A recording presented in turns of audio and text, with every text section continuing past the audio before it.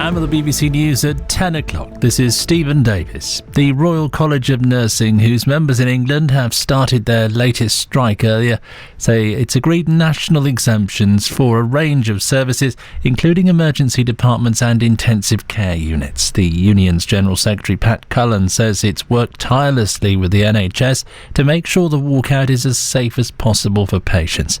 The strike about pay will end at midnight tomorrow. The government says it's disappointed the action is going ahead.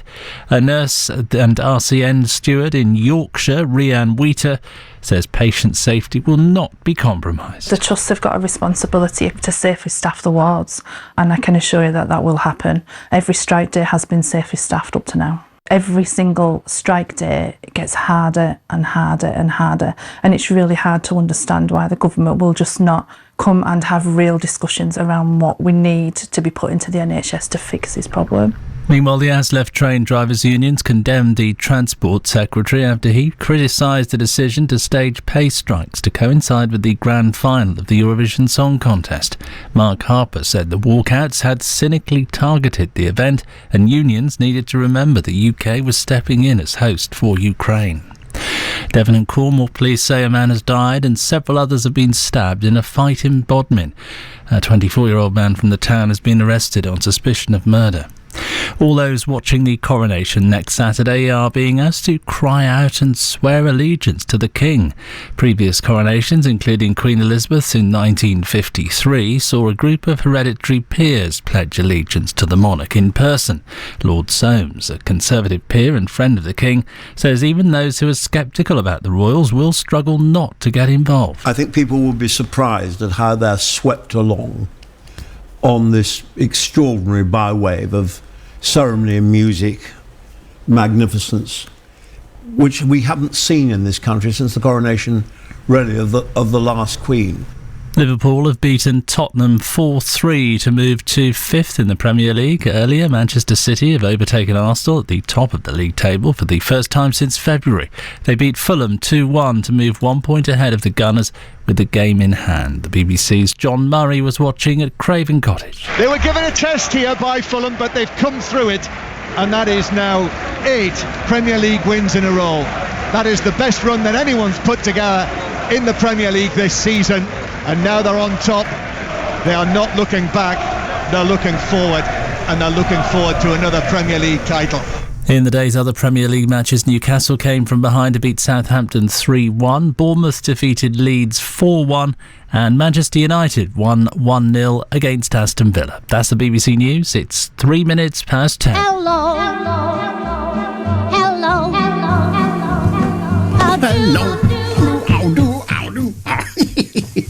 Fabulous. Good evening. How are you?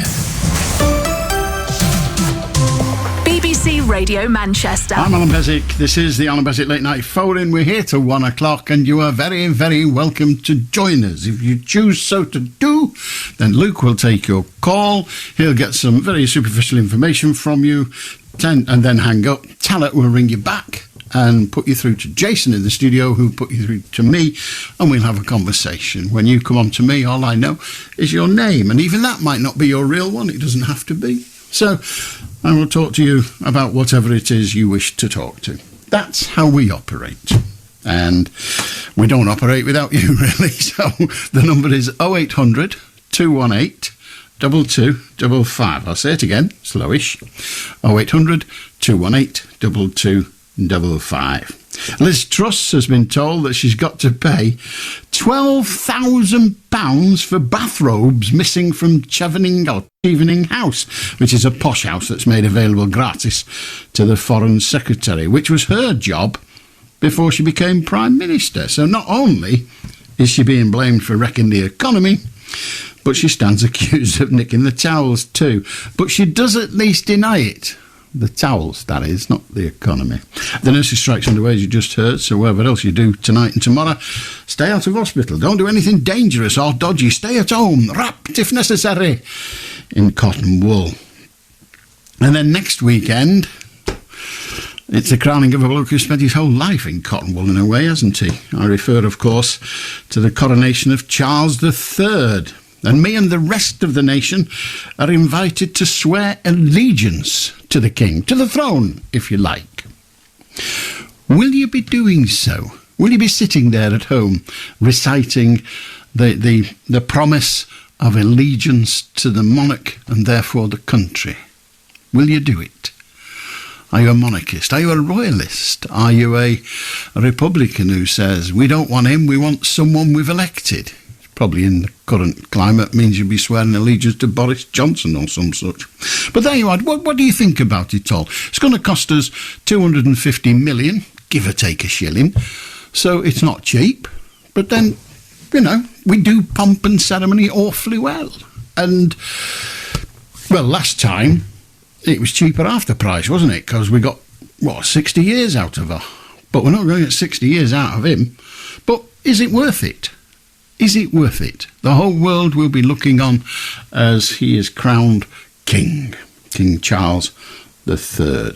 Meanwhile, the government and the Ministry of Defence are patting themselves on their backs for rescuing a couple of thousand Brits from Sudan. Well done them, first of all, but they deserve a medal, providing, of course, you don't start to think about the 4,000 currently left behind. I mean, that's the more important thing at this moment, isn't it? And it's going to be dangerous getting the others out. There's no doubt about that. It's been dangerous all the way along. But, of course, a former Air Commodore summed it up. He said, of course it's dangerous, but it's the RAF. It's not Ryanair we're sending, it's the RAF, for crying out loud. They're paid to do things which are dangerous. That's their role. And they've done it very well. Whether they've been allowed to do it enough, that's a political thing. That's for others to comment on. Someone predicted this week that we will hear from outer space aliens by the year 2029. We will hear from them. Have they tuned into this each weekend? I'm convinced some of them are already here and ringing 0800 218 2255. And I love this story. A number of eminent writers have suggested that Lisa Simpson, the little yellow girl with the saxophone in The Simpsons, is autistic, they say. No, she's not. She's a cartoon character. They'll be telling us next that Bugs Bunny hasn't been on the telly for years because he died of myxomatosis. And President Biden has gone on the wrinkly offensive, trying to convince voters in the United States that he won't drop dead in the next 5 years. Now we just need to hear from the ex-president, Trump. We've got our balance. It's the BBC. He'll be on the decency offensive, trying to convince us he isn't a lying, cheating coma. Not Irene. Irene Carr. Fame. I'm going to live forever. I don't know whether I'd want to live forever. I mean, you go and get fed up, aren't you? After about 900 years, you're going to think, I'm sick of this. Sick of it. Maybe not. 0800 218 2255. You want to join us? That's good. We're here till 1 o'clock in the morning, and you are very definitely welcome. 0800 218 2255. Let fighting commence, as they say. How do Ricky? How do Mr. Beswick? How do you do to you? Yes, we're talking about the monarchy. Charles is King Charles is going to be next week. Yes, I think we have to be a bit patriotic, and we do. Whether we like it or not, just keep one eye, and if we don't like it, just turn the telly off. But that's Queen Victoria. Well, before Her Majesty passed away, and Prince Charles is going to be the king, we bowed down to her. We had to. It's not your duty, but you could say, but you're proud, or just say, turn the other cheek. But I'm not actually very patriotic, but England, have the love of glory and blah blah blah blah, and but couldn't we do all of those things? And you're right, we ought to, if we are minded to, we ought to respect our country. But couldn't we do that? We do. Couldn't we do that if we were a republic and didn't have a monarchy? I mean, the Americans seem to respect their country quite well. Well, they do, but that's side of the fence, not ours. Well, indeed. The French are quite keen on their country, and they've not got a monarchy. The Republic of Ireland, there's a clue in the name. They're quite keen on their country, but they haven't got a monarchy. If we didn't have a monarchy, well, where would it be? Who'd be in charge? The monarchs. It's an irrelevant question, really, because the monarch's not in charge. The monarch does what the monarch is told to do. No, the government, Parliament is in charge, and then it goes to the Parliament. It goes and makes the final decision after the government. So it's a case of, as Her Majesty, who probably passed away, had to concur with House of Parliament to get it confirmed, and then Her Majesty would give the final nod, as would say, for it to come to Parliament. So, I mean, if you had no monarchy, but you'd be in charge apart from the monarchy, it'd just be the government, wouldn't it? But the monarch's not in charge. When you say... I'm just saying... No, if you didn't have a monarchy... If you didn't have somebody like a queen or king in charge, who would run the state? You keep saying, if we didn't have a king... We've got a king who's not in charge. No, right. So, I'm just saying, if we didn't have them, who would run this place? The government, that's it. The government's running it now. Yeah, I'm just saying, if we didn't have a... So we're getting interested in the government, Hang on. You need to understand, in order for the conversation to make sense, that the monarch has absolutely no power whatsoever. None. They do what they are told. So they have no power. Now, if we didn't have a monarch... Yes. Whoever was put in that position could be put into that position entirely without power also, rather like the president in Ireland. They have no power to speak of, rather like the local mayor in your town. They've no power, they just wear a chain for a year and go and kiss babies. And second point, Mr. Beswick, before I go, community food banks. I'm struggling at the minute for this living allowance and stuff like that. I can work at the minute, when I say poorly, I don't mean, you're sick. No, I need help. And then I say I get help, I get food banks, and when I get my other benefit, I can work. But it's a case of caring community. But food banks and other people relying on states and crisis and stuff like that, it's just very tangible for them to help us. And when I get back eventually, I can help them back and give something back to them. Because, otherwise they'd be, starving or stealing. I don't do that, but there's help out there. But due to the government resources, I'm struggling. It's good for people out there to help me, and I give that back to them as well. And it's great what they're doing. Excellent principles, Ricky. Lovely to hear from you. Well done, mate. How do John? How are you, Alan? You were asking about pituitary glands last week. Yeah, I think I might have been. Yeah, a long time ago. But go on. Well, anyway, that aside, I'm a retired butcher now, and I started butchering in the 60s. And we did our own buying and our own slaughtering, etc. So I saw everything that came off an animal. Pituitary glands are sweetbreads. They're taken out of the neck of the lamb. They're only in young lambs before August. Lambs that you slaughter before August will have a sweetbread. And fries are the testicles. All this rubbish that it shows, like when you watch Celebrity in the Jungle or whatever, and it shows them dipping a bloody big testicle in a pan of boiling water, that's ridiculous. When the butcher dresses a testicle, he splits them and takes the skin off the outside. There's a skin on the outside. If you fry them, they're delicious. A lot of people would be put off, but a lot of people love them. We used to put a trayful in the window, and they were gone in no time. The only thing I would advise is, if you're cooking them with bacon, cook them well through, because if there's any fluid in the middle, it does put you off a bit. But that aside, I think I've answered the question. Right, that's excellent. Thank you very much. I didn't know when you say the lamb only has them for a certain length of time.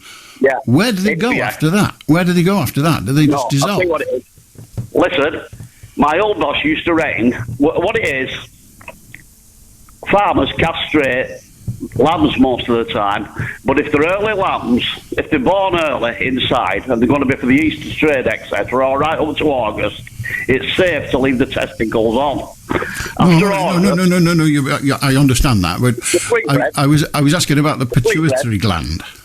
The sweetbread is an emergency gland. My boss used to say, whether it's right or not, I don't know, but he used to say that were a safety. That were the lamb's power pack, if you will, a safety pack. If it lost its power, it would survive off that gland. What I'm trying to find out from you, if you know, what I'm trying to find out is, when you were describing it and its location within the creature, you said when it's very, very young, you find it there and we take it out and blah, blah.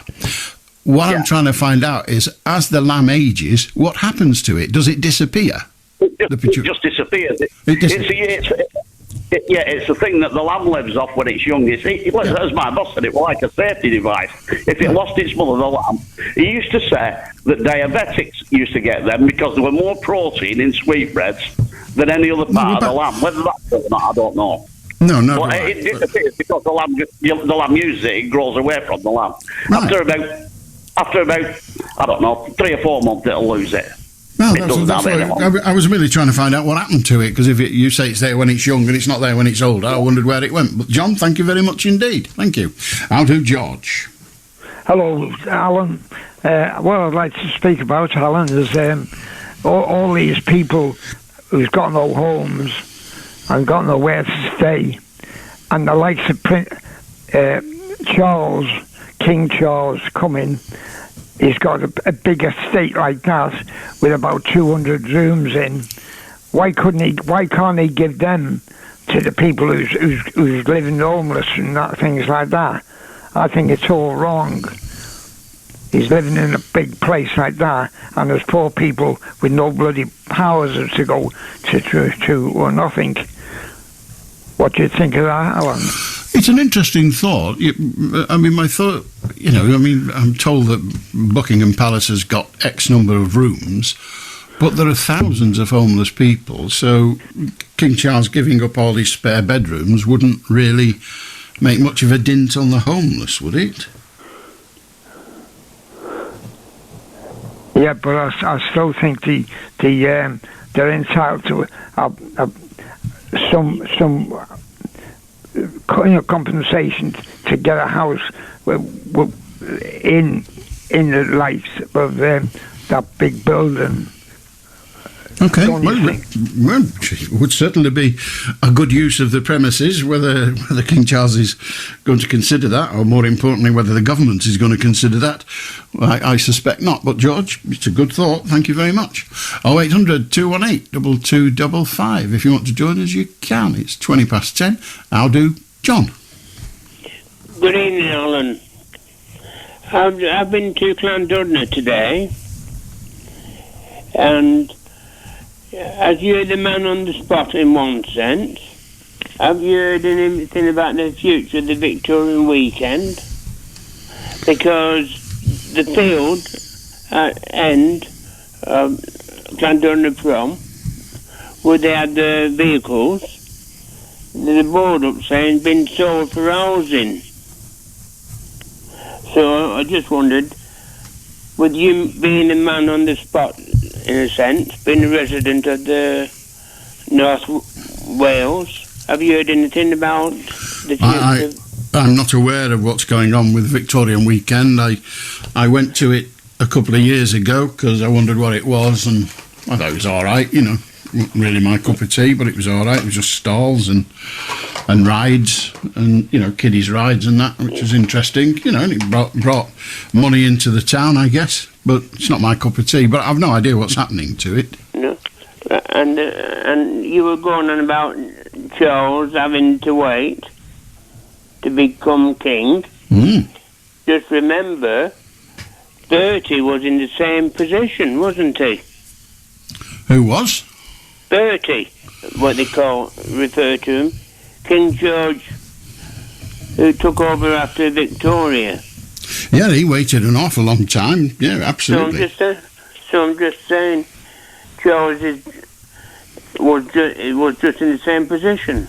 Yeah. So, the only difference being that, by all accounts, Victoria didn't like Bertie, but that Her Majesty the Queen did like Charles, apparently. But yes, that's the nature of hereditary jobs, isn't it? You don't get it till the person that's already got it dies. So in one sense, even Charles wasn't destined for the job. Well, he was destined. He was destined for it. When he was born, he wasn't, because his mother. Hang on, I'm trying to work out the chronology. No, his mother wasn't scheduled to be queen then, was she? Yeah, I don't remember I can't remember the recent history. So, yeah, she was. It was her father that died, obviously handing the throne to her. But she knew that the throne was coming to her, and Charles, after, and it was therefore known that it would come to Charles after the abdication. Her uncle decided he didn't want it. That was. Yeah. Now, when was that? What? 1937, when her uncle jumped the throne. Right. And Well, in that case, Charles has always been destined to be king. But somewhere along these lines of these historians, none of these people what's been on the throne is a real monarch. They did a trace, and it's somebody what lives in Australia because of Elizabeth died and she had no children, and James came from Scotland, and one thing and another. William came from Holland, landed in Wrexham Harbour. But I'm just saying, somewhere along the lines, the real monarch lives in Australia, and they did trace, and they don't want the job. Well, there have been a number of claims over the years by people saying, I mean, very few, but saying, I'm really the hereditary monarch, but the family line moved in a different direction. But that's always been the case, hasn't it, really? I mean, I very much doubt that Charles is a direct descendant of, I don't know, King Henry VIII. Yeah. So it's just the nature. It's only a lifelong job, isn't it? It's only a pretends job in many ways. But good on you, John. Thank you very much. How do Shafik? I'm okay, my dear friend Allan. Our King Charles III, the crown this week. This thing I know 25 years ago in 1996, and I read in his constitution, king in the parliament. Now he is officially king in the parliament. King and Parliament rule this empire. No, nobody else. And another one, my friend, rule of law. Rule of law, for everyone knew that. If you poor, if you rich, you can't borrow the money, you can't hijack money, you can't anything, you can't kill anyone. It's a rule of law. This is God knew that. And another one, religion, nobody can change that Bible. If anybody can, the Pope Francis can change the Bible, no. Anybody can change the Quran, no. So if Jesus Christ came in, he knew the rule of law, and if messenger knew that by the angel said, which is rule of law, God happy, God message this one. And another one, what is in the Bible, what is in the Quran, we human being will be see after death or life. Jesus Christ has a witness, Allan, from top to bottom. Street people, king, queen, witness of Jesus Christ. What we just need to know, we just need to see the miracle thing, what we not see in the present time. So you want to see miracle thing, must be first of all messenger and God, not fighting each other. I've had enough now, thanks. How do Chris? Oh, hello. I just wanted to say I'm not a monarchist, I'm a Republican. Okay. I don't. When I was little, I used to enjoy the pageantry of the monarchy, and I was taught history from, who was king or queen at the time. And the older I got, the more I realised how irrelevant the monarchy is to the modern world, and how it's always actually been quite a bad thing. Even today, the crown, the crown estate, they're the second biggest landowners in our country. I think the biggest landowners are the Ministry of Defence. So people keep saying we live in a free country, but we don't, because we live in a country owned by lots of different people and companies. I mean, without going off at that tangent, if you can name me one country on earth that is, by the definition you were just sort of hinting at, that is a free country, in other words, that nobody owns anything, then I'll take my hat off to you. We are not a free country. We are a country with a large number of freedoms, more than many, more than most, fewer than some, but we are free in that sense. We're free to express our view. We have, providing we meet the criteria of age and the rest of it, we have a vote to pick which Member of Parliament stands for us. So we have certain freedoms and rights. How would, if we remove the monarchy, and I fully understand republicanism, if we remove the monarchy, what would we have in its stead? Would we have anything? Well, my idea is to have a lottery. You know, the way they pick jurors at random from the electoral register. And if you get the letter, you get to be king or queen for the year. Well, the king or queen, you've now got a monarch. Yeah, but you don't do anything. You don't own anything. You just live in Buckingham Palace for the year, and you shake dignitaries' hands. Well, you can do that. You would come to the job. You would have a year to do it.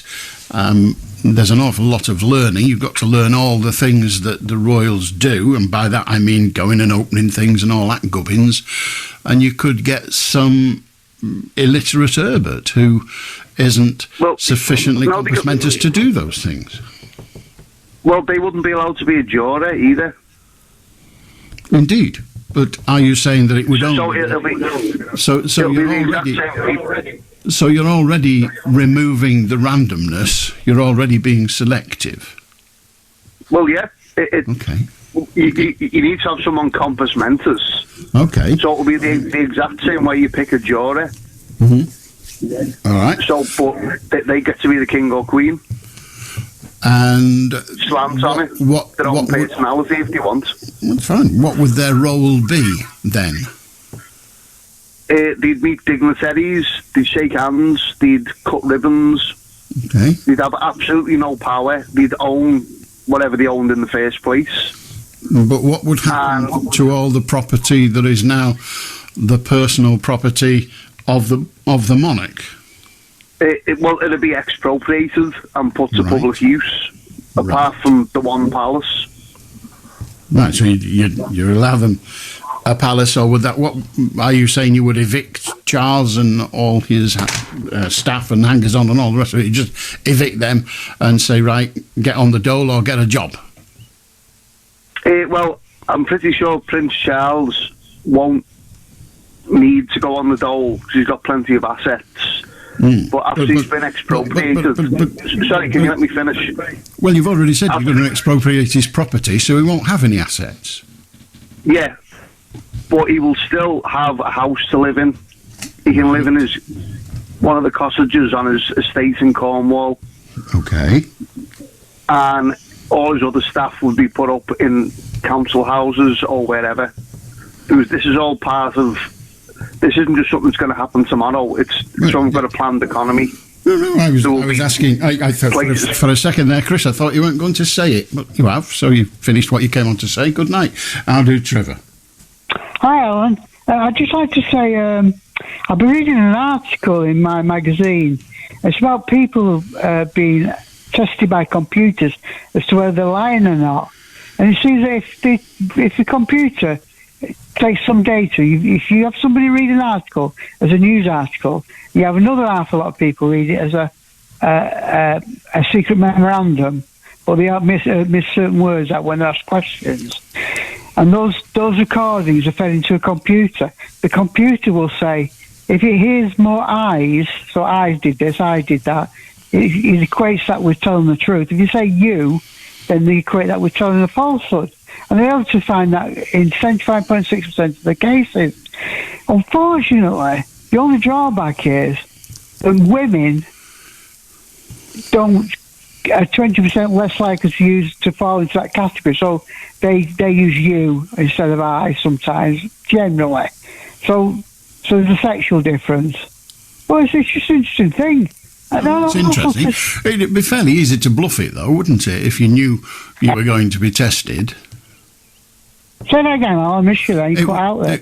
It would be very easily to bluff it if you knew that you were going to be tested.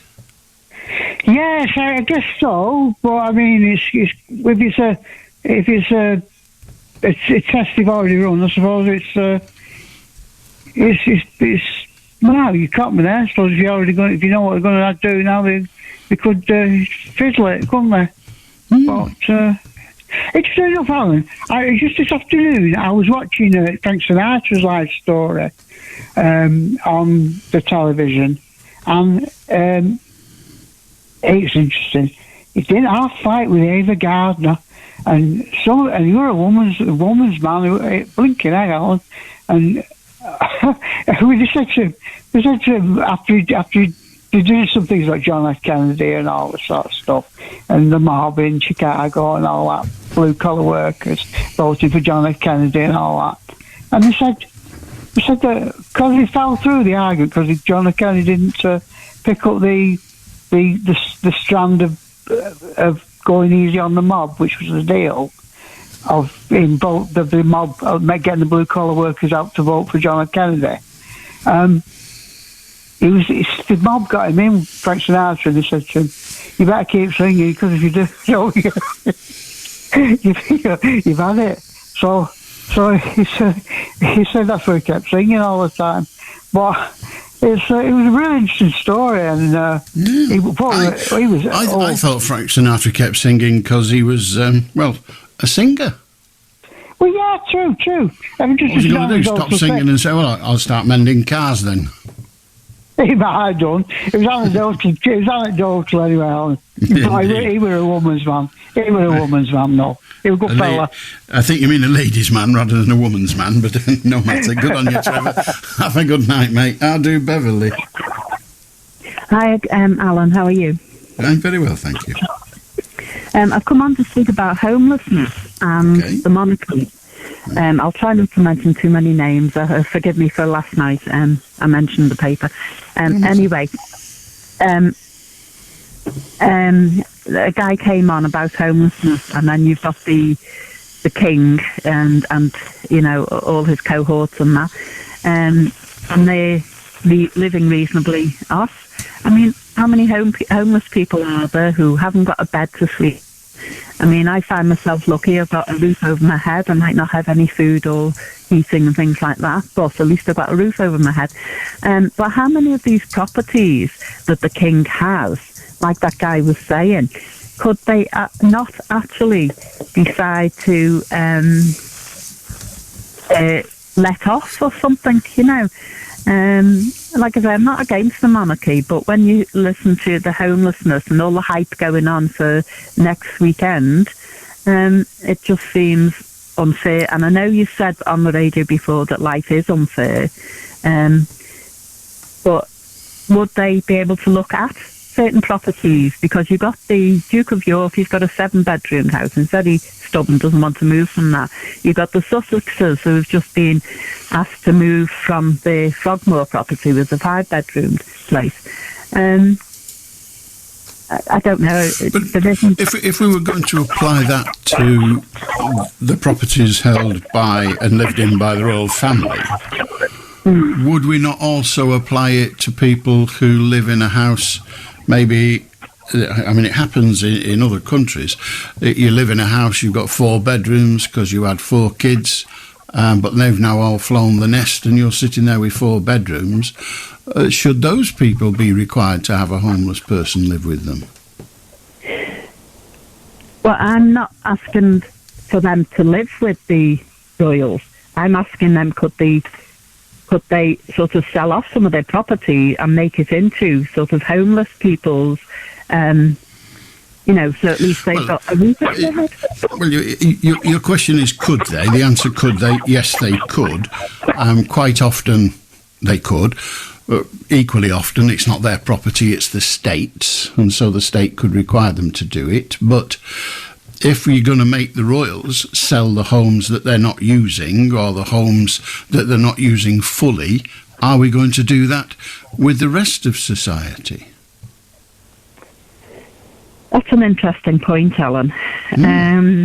Seems a bit harsh on Prince Andrew to say, get out your house, we're putting you in a one-bedroom flat, because that's all you need, and we're bringing these other lot, some homeless people, to come. We're going to turn it into a hostel and all the rest of it. And then just down the road, Mrs. Herbert is living in a 5-bedroom house because her kids have all left home and her husband's died. And she's got a very sentimental attachment to her home. But we say, hard luck, missus, you're going in a 1-bedroom flat. We're turning this into a hostel. Well, if it's good enough for Andrew, it's good enough for Mrs. Herbert, isn't it? Yeah, but they're two different class of people, aren't they? Well, they may well be, but we're not looking to make them the same class. We're looking to get the homeless off the street, aren't we? Yes, but if you get people living with you who are home, you're not sure of the actual person living with Well, that's why I did. Well, that's why I didn't say you have to go and live with them. What I said was we throw them out, we put them in a 1-bedroom flat, and then we turn their 5-bedroom house, or 7 in the case of Andrew, or whatever it was, we turn that into a hostel. He's not living there, he's in his 1-bedroom flat, happy as Larry, one presumes. Well, why not do that with 72-year-old Mrs. Herbert, who's in the same position? And I can't agree with you there, Alan. That's all on that point, you know. Well, if it's okay for Andrew to be turfed out of his house, why is it not okay for Mrs. Herbert? Herbert, yes, it is.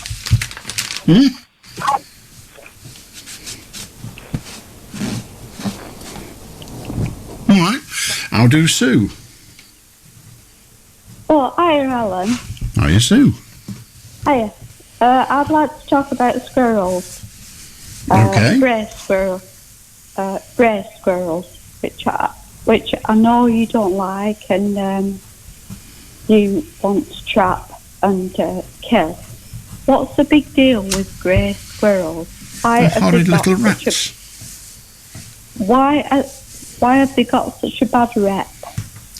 Well, because they do so much damage. They're not indigenous, and so there isn't really a way for them to live in sort of harmony with our countryside.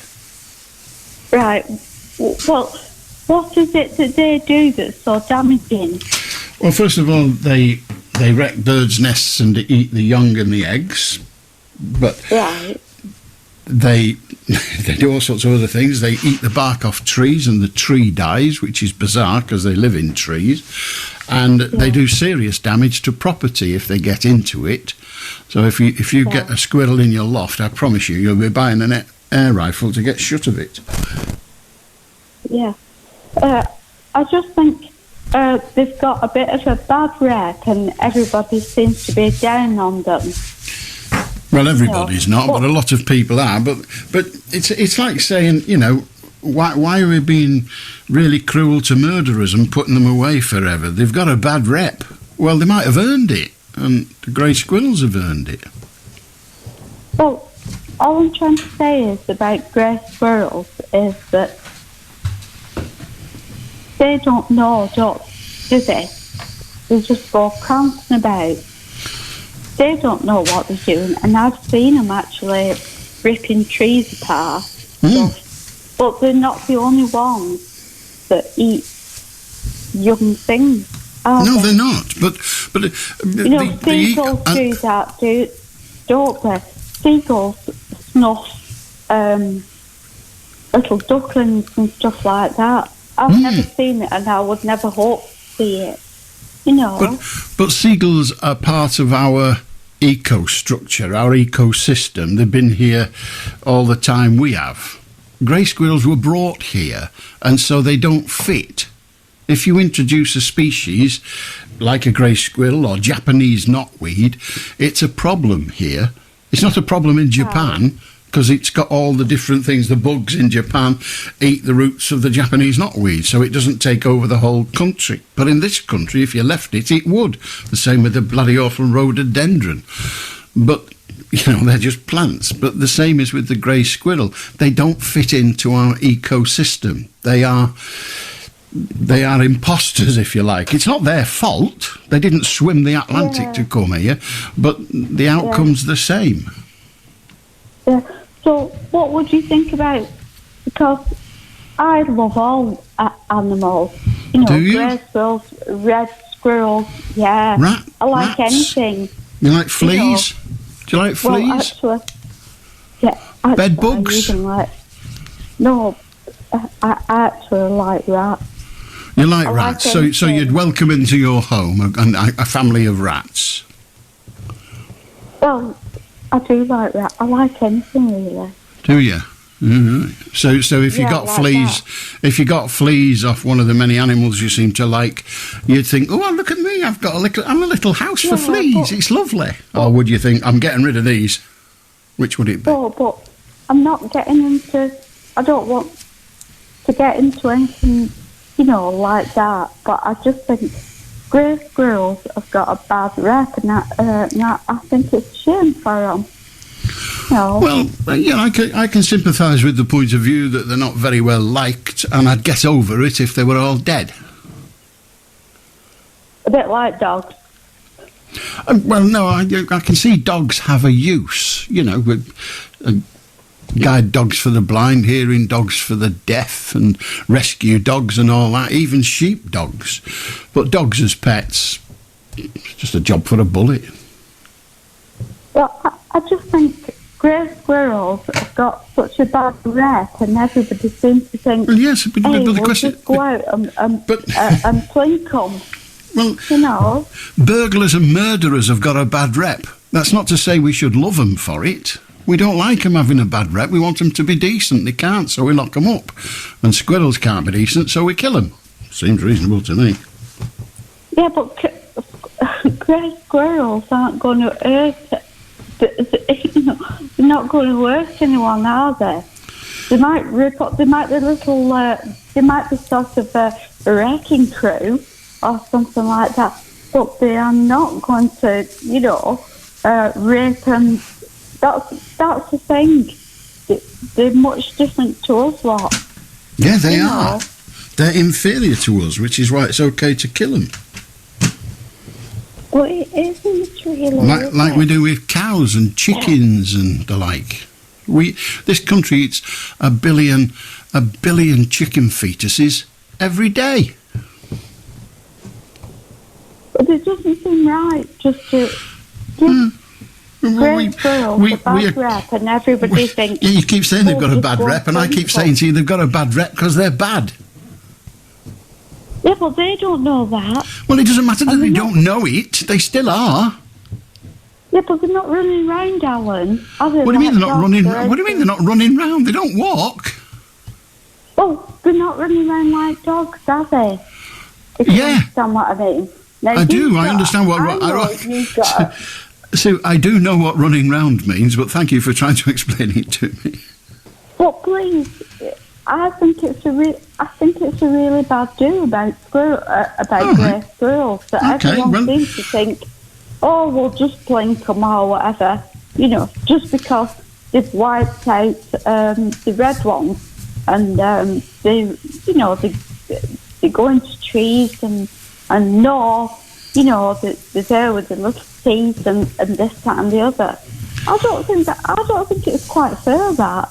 Well, we're not really fair to animals, are we? We breed them for the sole purpose of killing them so we can eat their corpses. So humanity is not fair to animals, and I hope above hope, that you never get a grey squirrel in your loft, because if you do, you'll be wanting to borrow a gun. Yeah, but I've talked about this, you know, it's been heard about this, you know, on the radio, and I found it very interesting when, not just on this programme, but other programmes, when, you know, it's been radio, like, I don't know, Radio 5 Live, something like that.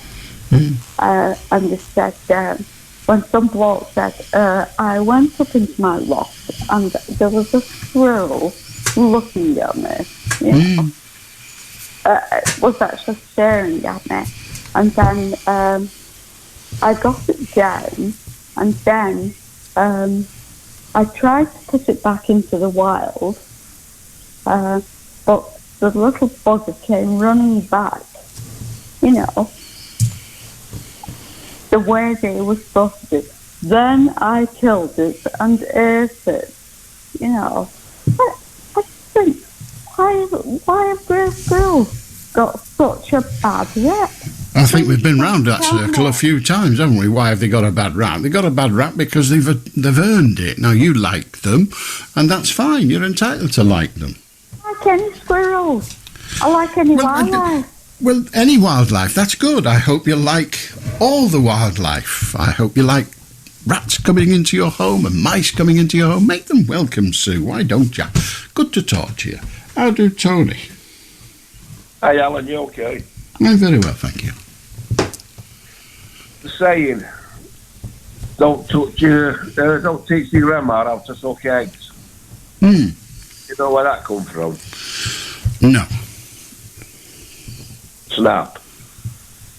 Right. But I keep it to people. I just wondered, I thought you might have known that one. No. You can't teach your grandma how to suck eggs. Well, I don't think... I think it's... I mean, I know what it means. Why anyone would want to suck an egg, I don't know. I know why people used to blow eggs. They used to blow eggs when they collected eggs in the days before it was illegal, and they used to collect birds' eggs, and they used to blow them so that the albumin and the yolk was out of the egg so it didn't rot, and then they kept the shells of blowing eggs. Why your grandmother would suck eggs, I really don't know. It's just an old saying, I can't get my head around. Yeah. The lady that's just been on about the squirrels, you said they were indigenous. No, I said they're not. The grey squirrels. Correct. I thought they were introduced to America to do something. No, they were introduced from America. They are not indigenous to this country. That's what I meant, sorry. Indigenous to America. Well, they brought them over here. For what purpose? It may have been that somebody thought, oh, they look pretty, I'd like some of those in my garden. It may have been that they got caught on a boat that was carrying other stuff. So many things get carried about the world in that manner. I thought they were brought to kill some or do something. There's not much that they kill really, other than just general livestock. They weren't. I don't think they were brought for the specific purpose of dealing with a different pest. They just came here. Some people like them. I'll go back to my example of Japanese knotweed. People brought that over here because they didn't know. I'm not saying they were stupid to do it. They just didn't know, but they brought it over here because it's quite a nice plant. It's quite a pretty plant. But unfortunately, there's nothing in our world, in Britain, that attacks it. It doesn't have any predators. So it just thrives and knocks everything else out of the way. Yeah. Apparently the expression teaching your grandmother to suck eggs it first appeared, as far as I'm reading here, in the Oxford English Dictionary back in 1707. So that's... I've not got any more information than that without reading a whole lot of it. So the simplest way... Oh, I see. Now I get it. The most likely meaning of the idiom derives from the fact that before the advent of modern dentistry, many elderly people, grandparents, had very bad teeth, or indeed no teeth at all. And the simplest way for them to get protein was to poke a pinhole in the shell of a raw egg and suck out the contents. Therefore, a grandmother was usually already well practised, an expert indeed, on sucking eggs. So there you are. Brill. So that's where it appears to have come from. So have a good night. 0800 218 2255. We all learn something every day. How do Neil? Oh, hello, Alan. Hello. I was reading things, and I've not normally watched it for the last few years. The snooker that's just been on, it's still on, isn't it? The World Championship. And it goes on for about a month, doesn't it? Oh, it does, yeah, because it's a World Championship, you know, it's like the finals on now, and it's on tomorrow. It's the best out of the first to 18, you know. Yeah, they do a lot, yeah. So, but what I've noticed as well, I just flicking through the semi-finals a couple of days ago, because I normally watch it because it's not the. But it's been really exciting, I think. With what's he called, Luca Brissell, the Belgian lad, and the Chinese lad who got beat in the semi-final, and then the two marks, you know, and it was wonderful. You know, it's a breath of fresh air. So. For saying that, you know, it's good to watch, you know, because normally I'm talking about the old players, you know, like you got the Steve Davises and that, and they were brilliant in the days, but you've got a bit stale recently. So. Well, they're older, aren't they? It's a very disciplined sport, if we can call it a sport, pastime, if you like, pub game, if you will. But it's a very disciplined one, and your body can't take it. I mean, they have to practice for about 6 hours a day. Oh, yeah. It's extraordinary to get to that level of skill, and you get a bit lackadaisical of it when you've made your money. You know, when you're trying to grasping your way up the greasy pole, you think, oh yes, I'm going to practice 6 hours a day, but then you've got £1 million in the bank, and you say maybe I'll do 5, and then you got 2 million in the bank, maybe I'll do 3, and then you're crap. Yeah. So I've got a good relation to that, but it's for sure with these young lads coming through now, you know, and that. So we've got a couple of, I've noticed early 80s, Steve Davis, and Alex Higgins, you know, and he said, I owe Alex Higgins my life, you know, because when he was coming out of the Crucible, he said one night he got jumped with three lads out of his door, and then he said, Alex come round the corner and said, that's enough now, lads. Wow. And finally, you know, it's a joke, you know, that he said that, and then finally, just one last joke, what do you call a Russian snooker player? I have no idea. In off the red. Thank you. Okay. 0800 218 2255. That one was quite good. I'll do Tom. Good evening, Alan. I wanted to say about this, the callers who've suggested King Charles forfeit some of his royal properties, or the royals themselves, their estate to homeless people. And I think about it, in reality, the idea is absurd.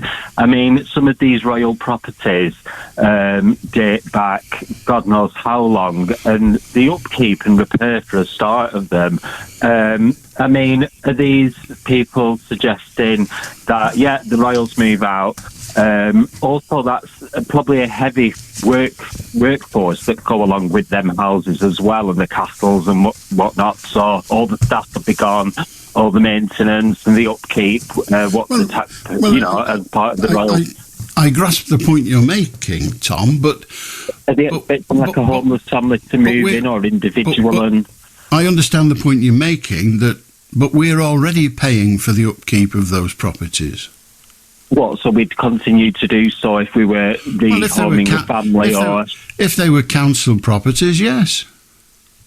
But they're not council properties, are they? Well, they're state properties. We own them. It's just that these royals, like Andrew with his 7-bedroom Frogmore, whatever the hell it's called, we own it. They're state properties in the main. And so we're already paying for the upkeep of them. You might remember when William decided to move into a big block they have where Princess Margaret and all that lot used to live. And the refurbishments cost £7 million, and I think we picked up the bill. So we would still be paying for them, but instead of one person swanning about, we'd have 5 or 6 families living there. Okay, so secondly, it's not realistic in the terms of these properties are not exactly round the corner from the local spa. or the nearest Premier shop or something, and like the local. If we're integrating people into society, Windsor Castle. Windsor Castle. I can remember. I made a programme about Windsor Castle about Windsor, not just the castle, for Granada Television, and I sat in the Häagen-Dazs shop on the High Street looking at Windsor Castle. It's in the middle of the town. That's one property. Well, I don't know all the others. Some of them are out in the wilds, of course they are. So we can let them keep them. They can sod off to their out in the wilds properties. But all the ones, Buckingham Palace, you've not got to go far from Buckingham Palace to find a 24-hour shop. Yeah. I mean, if the Queen ever needed half a dozen eggs, she could have nipped out and got them within quarter of an hour. Yeah, I mean, I just think it'd suddenly create. I mean, if you announce one of the royal properties are going on the council register, you'd suddenly probably find in that particular area the homelessness list would go up tenfold if people thought the council were giving the whole, these royal properties out to the homeless. You can get around that quite simply. You can get around that simply by only giving the property to people who are registered, for want of a better term, homeless for a year. And there's thousands of them. Yeah, and what happens after the year? They're back homeless. It's just no. You misunderstood what I said. In order to qualify for one of those properties, you would have to.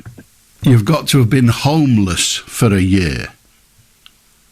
Days. Not you move in for a year and then you have to find somewhere to live, but you've got to have been homeless for a year. And so somebody's not going to say, here I am living in my nice 2 up, 2 down in Oldham. I think I'll bugger off down to London, sleep on the street for a year, and then I'll be living in a 1-bedroom flat in Buckingham Palace, which won't be a palace anymore. It'll just be a hostel for the homeless. Yeah, I mean, you've also got to consider the loss of income for tourism. These properties raking every year, which probably goes. But unfortunately, the money for Buckingham Palace goes to the monarch. Yeah, which in theory pays for the upkeep and maintenance. No, it doesn't. They're already getting that. If you're saying, and you seem to be hinting, if you're saying that tourism. Direct tourism pays for the monarchy, it doesn't. It may well pay into the exchequer, like, people who go to America or go to France and look at the palaces and the castles there. They, of course, pay into the economy, but the royalty doesn't get it because they haven't got any. Yeah, but the income that the royals generate on an annual basis far outweighs the cost of the upkeep of the monarchy. Well, does it? That'd be gone. Well, does it? It does generate an awful lot of money, but is it the fact that the royals live in it? Because the Palace of Versailles, which hasn't had a royal living in it since she's chopped all their heads off in France, the Palace of Versailles gets an awful lot of tourism, a massive amount of tourism. They ain't got a royal family.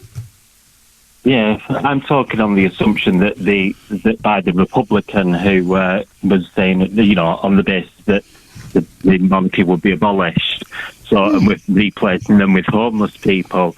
So I'm just wondering how it's all going to be financed with an ongoing upkeep of these.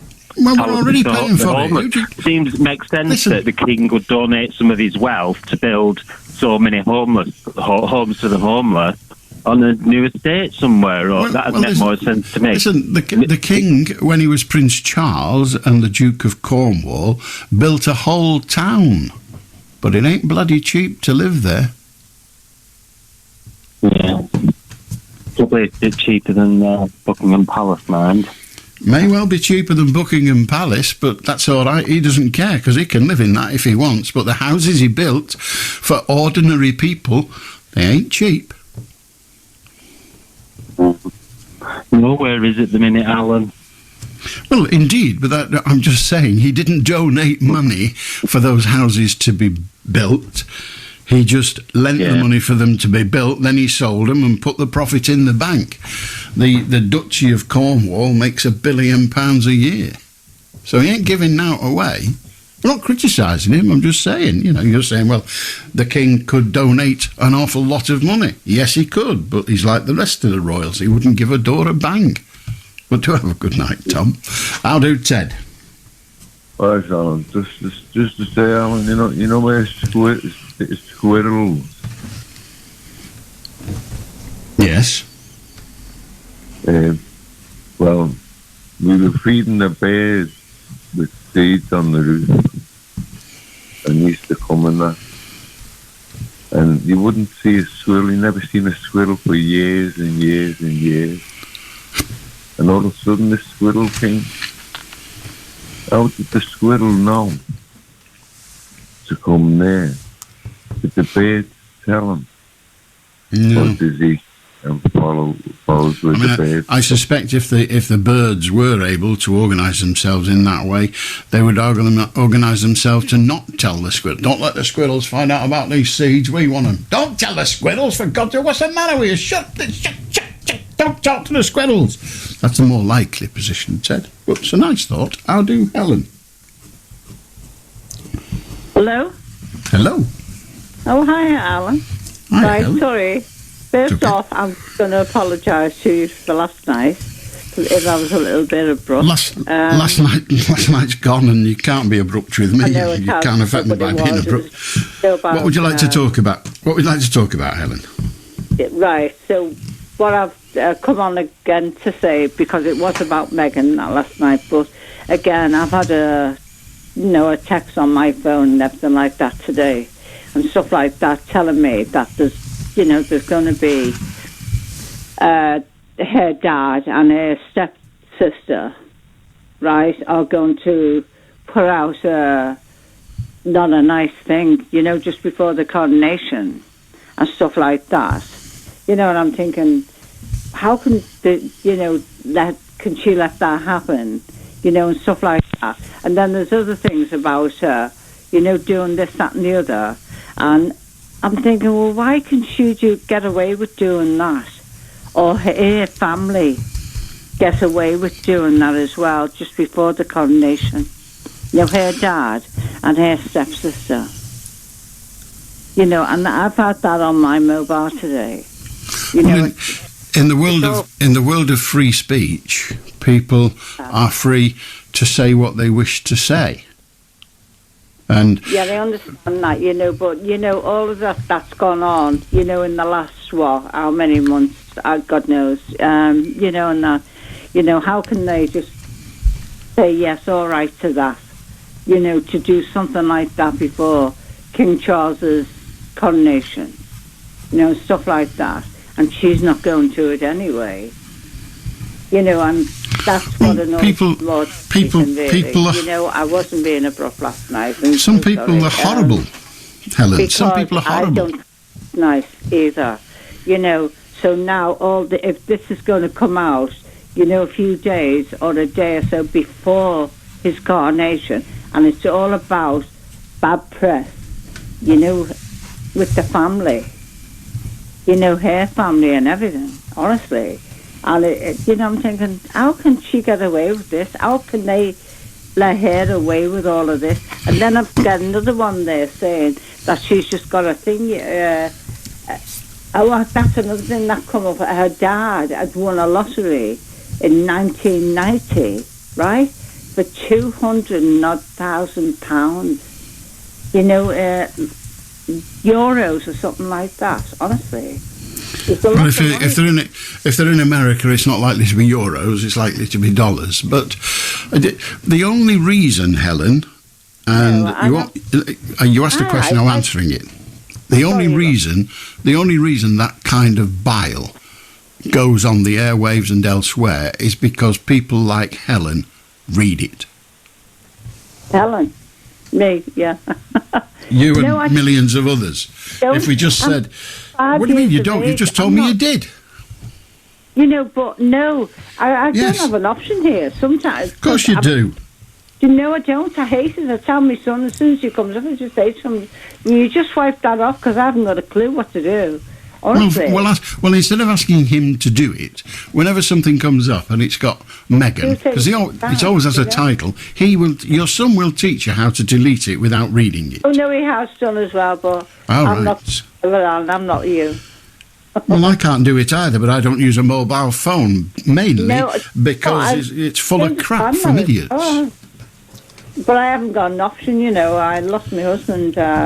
You have got an option as Megan. You have got an option as to whether you read it or not. I don't. I'm just now and again. I'm not one of these for just doing this and the other. Helen, you do have an option as to whether you read it or not. Yeah, and I just, you choose to read it. You can choose not to. You know about that. That's what made me look. You know, because I'd said to you, you know about hair not turning up. What made you look, Helen, was you like looking. Stop reading it. I don't read anything else, to tell you the truth. Then how do I know about it? Because you've just told me. I must have made it up. No, it was because last night I just thought, you know, Helen, during this conversation you said, I got a message on my phone today, and then you told me what that message said. In other words, you told me what... Because I was annoyed at what it... You told me what you'd read. Had you said, I got a message on my phone, I've no idea what it was because I didn't read it, I would have understood. But you said, I had a message on my phone and this is what it said. So you must have read it. So don't read anymore. Helen, if you want them to stop, don't read them. Good night.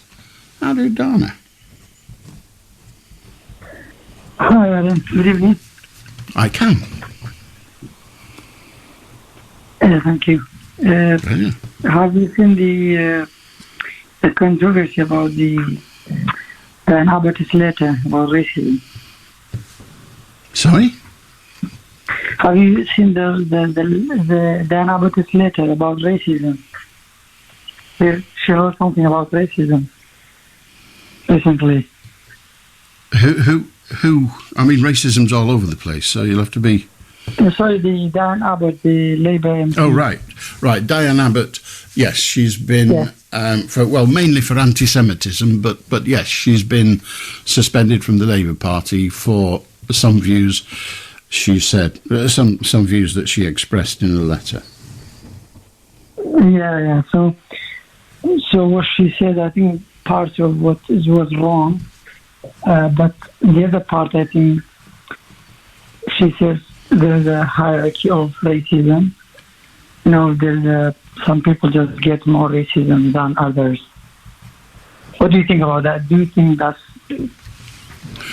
correct or not? Well, it's impossible to argue that against some people get more racism than others. I don't get any at all.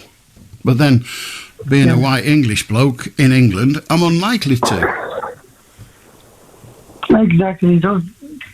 I think the people do not get... She was wrong to say that Jews or travelers and Irish do not get racism or didn't get racism. But I think she distinguished, without wanting to go into the detail, she distinguished between the racism that she's had to put up with, and she's had to put up with a lot, to be honest. From the day of her birth, she's had to put up with racism because of the colour of her skin, and it's been in tabloid newspapers, it's been in broadsheet newspapers, it's been in the streets, I'm sure it was at school and the rest of it. And she actually said in her letter that she suffered racism all her life, and then she listed a group of other people saying they don't experience racism, they experience prejudice. And she was making a distinction between the two. And that, quite understandably, upset an awful lot of people, particularly some Jewish people, because they are a race, they perceive themselves as a race, and they perceive anti-Semitism to be racism. And so she was saying that she was grading prejudice, if you like, with racism at the top and then all the others below it. And that's not how it should be, and she's paid the price for that. Some would say clumsy, some would say misinformation. I have some sympathy for her in that regard, that she was quite a small letter, like kind of response to an article, and I understand where she comes from in that regard.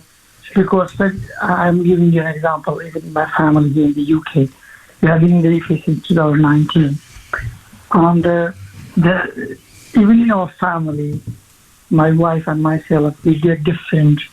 I can say I have never experienced everything in the UK, speaking to myself. But my wife, because she's wearing hijab, so the level of racism she's receiving, we are literally from the same town, from the same country, from the same even kind of relative, but so we have the same skin, we have the same everything. We are Muslims, so we have everything is common. And still, the level of racism is different because she wears hijab, and what she gets, I don't get. So, in that regard, she's right. The level of racism black people get is more than other brown people, more maybe Irish people, more Jewish people now. And we have to distinguish between the timing, because, for example, during the Holocaust, the Jews were the highest of getting racism, and they were just killed because of the race. And in 2001, Muslims were at the highest of racism because of what happened in the US. And it is just the fact. But I think she couldn't, because it was a kind of short letter, she couldn't go to the details.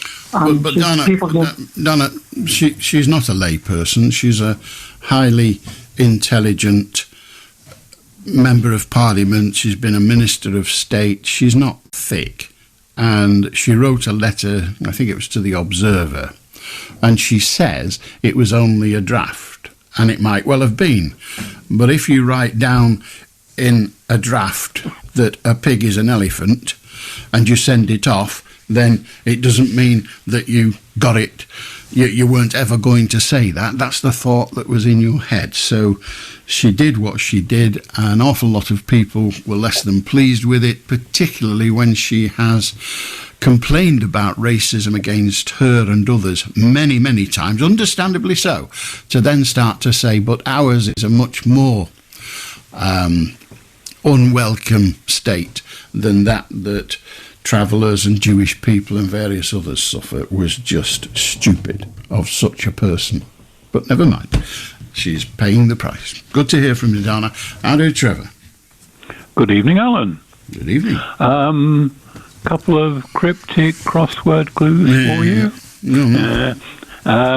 Shorten a card game, 7 letters. 7 letters? Mm-hmm. I was hoping it was snap, but never mind. That's out the window. Go on. A bridge. Oh yeah, a bridge. Yeah, that was actually I saw that the other day. Yeah, was that on the Guardian the other day? Well, there we are. That's not my source, but anyway. Location of ship being tried. 3 words, 2, 3, and 4.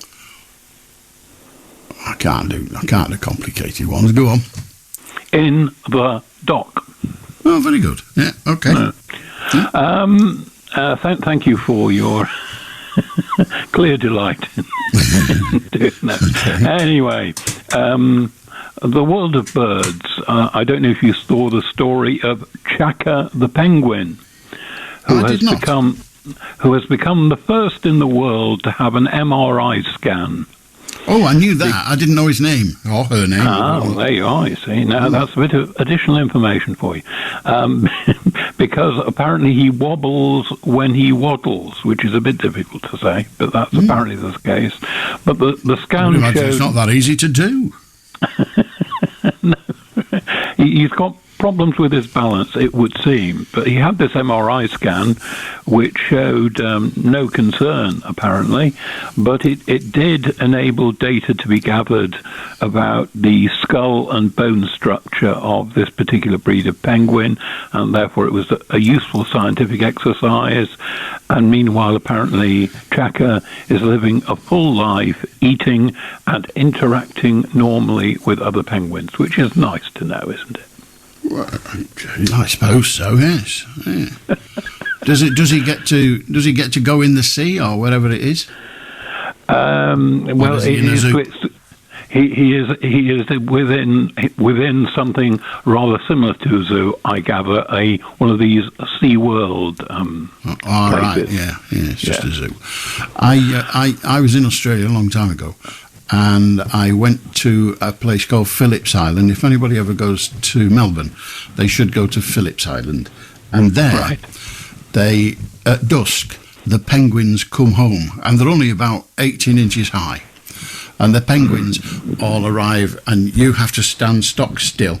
And these hundreds, possibly thousands of penguins waddle past you. I've never noticed a limp, but maybe Chaka wasn't there. But they wobble past you, and they go up into the little hillside, the sort of sand hills of the beach, and they go to their burrows. They're burrowing penguins, and they go to their burrows, and they go and have a snooze, and they sick up their dinner and give it to their children, which in humans would be considered to be cruel, but it's par for the course with penguins. They chaka it up as it were. There's your lunch. Thank you very much. Very nice. Yeah. Have you got any bread? No, they don't give bread to birds. And you have to stand there and watch them. And you know that the penguins are going to come because you see all the shark fins. Because they've got watches as well. And they're thinking, come on, lads, the penguins are coming home. It's time for dinner. And so you see all sorts of... You suddenly shark go, and there's a penguin. Or there's always fewer comes back than goes out, apparently. Right. Oh, well. I mean, that you had a discussion about culling recently, and I suppose that's a kind of natural way of culling. It's one way, yes. It's certainly a way of lunching if you're a shark. At Phillips Island, just off the coast of Melbourne. There you are. Right. The other bird story I noticed was that Swansea is having problems with gulls, and in particular, it's applied to have netting installed on the roof of a listed building because gulls take shells and bones onto the roof to smash them up and eat them, and as a result, the roof is becoming dented. Oh dear. Which is unfortunate, and there is a risk of drain pipes being blocked by debris. So there we are. So they're planning to put netting up to try and stop that happening, providing they get permission. Well, there you go. There, indeed. It's all right. I'm just watching a little film of the Penguin Parade. Are you That's indeed? what it's called, the Penguin Parade, yeah. Well, there we are. Oh, jolly good. Very nice. Yeah. Bring back happy memories for you. Well, certainly, yeah. The coronation. Incidentally, when I saw the headline "A Nation Celebrates," I initially thought it might be referring to a nation celebrating that apparently we're going to get a couple more months of Beswicks. So there we are. But well, you are. Indeed. I will not be swearing allegiance, I am here to say. And in particular, I will not be chanting, "May the King live forever," which frankly strikes me as a damn ridiculous thing to say, because, as you often say, Alan, no one lives forever. So can you enlighten me as to why anyone would chant, "May the King live forever"? Well, they probably hate him. Make the bugger suffer for the rest of his days and more. You know? Can you imagine when he's 328 just sitting there thinking, oh, God, I wish I was dead. Well, you're not being dead. You wanted a bloody job, you've got to sit up straight with that crown on your head. Do you know how much that is bloody worth? I can just see the pictures now. They just hate him, so they wanted to live forever. Well, there we are. Incidentally, did you know that the photograph of Charles matriculating, I say that carefully, matriculating in 1967 at Cambridge University has been released for the first time, and it is marked Wales HRH, the Prince of. and the university has kindly released it, which I'm sure people will find fascinating. Matriculating, of course, is a kind of ceremony, apparently, at Cambridge, when students, as it were, arrive and start their course. So there we are. That there has been... Could have been worse. It could have been micturating. or something else altogether. But anyway... You don't know what micturating is, do you? I think I do, but I'm not going to try and define it on air. Do tell me so, and I... Oh, it's yes. weeing. Yeah, it is. Yes, sorry. Yes. Anyway, there's already been a lot of coverage on TV, and goodness knows we're going to get a lot more. Apparently, I think BBC One, BBC Two, and the News Channel are all showing about 8 hours of it next Saturday, which I'm afraid I won't be watching. But Channel 4, as always, has an alternative take. And I've been watching this evening The Windsors. Have you ever seen The Windsors? I haven't. I've heard about it. I've never bothered watching it. The Windsors, a coronation special with Harry Enfield as Charles, and it is a little on the pantomime juvenile side, but it is very funny. And it without spoiling it for anyone, it did include a Railway Children spoof in which Beatrice and Eugenie stopped a steam train disaster, which just made me laugh a lot, but it's kind of my sense of humour. And finally, I see that Richard Sharp has gone, or rather is going to go as chair of the BBC, by the end of June. And, of course, attention will now turn to who will succeed him. I'm not entirely sure I've got the process clear in my mind, and maybe you can enlighten me a little. I think there is a kind of process of people being called for interview before a panel who I think I'm remembering, didn't they say, was it Lord Dacre was not, in their view, a suitable person? Am I remembering that correctly? You may be. He was interested in a job. I think I don't know the process. Right. It was never going to trouble me. But they apply for it, and then there's a board, and the ones that are considered worthy of pursuing further, it comes along and has a shout. The eventual decision has to be endorsed and therefore is decided by the Prime Minister. Right. Yeah. No, that's kind of what I thought. So we'll have to see who comes forward. Possibly Nadine. Who knows? Who will come forward? What the panel will make of them, and who Rishi gives his approval to, I suppose. So watch this space on that one, Alan. Unless they change the process. Well, I know that Keir Starmer is talking about changing the process, although, of course, in the past, Labour governments, I think I'm correct in saying, would have done exactly the same kind of thing. But whether Rishi will change the process, I'm not so sure. I think they might like to keep their influence, shall we say. Right. I mean, in truth, the monarch chooses it. In essence, right. The chairman is formally appointed, I'm reading this out, by the King in Council on the advice. Yeah, so there you are. So they are appointed. They are appointed by Her Majesty, like lots of other jobs, you know, or even in this case, His Majesty, or even his. Well, it's the King, you know, the gender's in the name. I did say the King in Council. Stop picking on me. No, nobody should pick on you, Alan. It's fair to say it's your job to pick on other people. Absolutely. Anyway, thank you, Alan. Got to get the pecking order sorted out. Have a good night. 0800 218 2255. Just for the record, it won't be me. It can't be me. I'm too busy. Because I've got to do this now till at least the end of August. Although I've got a few weeks off in June when I'm going to Canada. on holiday. I'll do Bob. Hello, Alan. I Hello, want to give Bob. you some advice, Alan. I've listened to you over the years about, law, and I'm just wanting to give you some advice on a medical matter, please. Well, I'm not a doctor.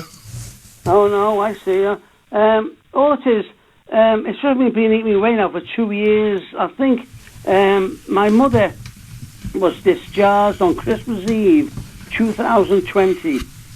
She returned the next morning and died. Now, to me, my mother, they tried to do this twice, and it's been eating me away for 2 years, because I've let my mother down here by trusting doctors. Now, so she returned the next day on Christmas morning, and see, the carers came out Christmas morning to her and told me to phone for ambulance right away. I said, I knew my mother wasn't right. I phoned for ambulance. They took my mother into the hospital, and she died Christmas afternoon. She had pneumonia. Now, how do you discharge somebody, Alan? Twice. On the Tuesday of that week, they discharged my mother. They couldn't get her out of the ambulance. I had to go into my mother. They said, we can't get your mother out of the ambulance. I went to see my mother. She was on the stretcher. She had her head down. She couldn't talk to me. And I said, you can't discharge me. You better take my mother back here. She's not well. So we'll have to take your mother back. And they just on the Christmas Eve, they started again. And my mother came home. She still didn't look right. My mother was looking at me. And she said, help me, son. And I thought, that's just the way my mother's gone.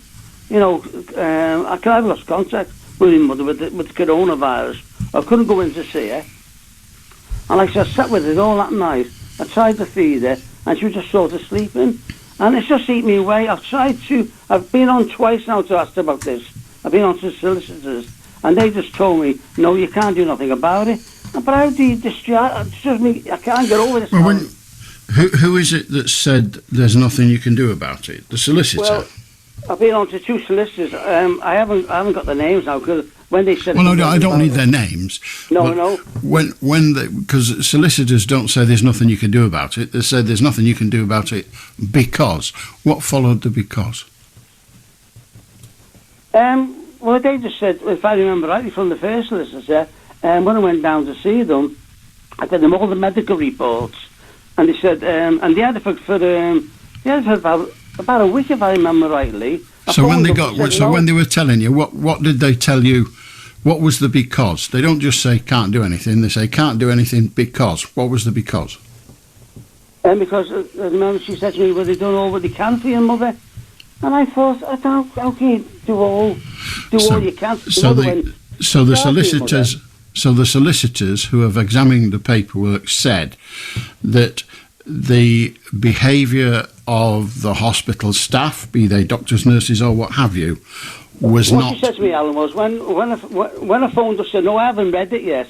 So I had 5 booklets I read through. She phoned me back the next day, I think, and she said, I've read through it. I thought, I know you're clever people, but you can't read through 5 booklets in sort of a day or two. And he said, so what I've read, they don't know what they could for your mother, no medical-wise, medication. And I thought, well, I'm not complaining about that. I'm not saying they haven't looked after my mother, but my mother should not be discharged. Well, I mean, that's all. I'm not talking about they looked after my mother, but why they discharged my mother, Alan, I just do not know. I was believing that. Well, I don't know. I don't know either. That's something that would have to be decided by medicos, not you or I, because we're not medicos. But when you talk to a solicitor, what the solicitor does is looks at the paperwork to see where there is a legal case worth pursuing.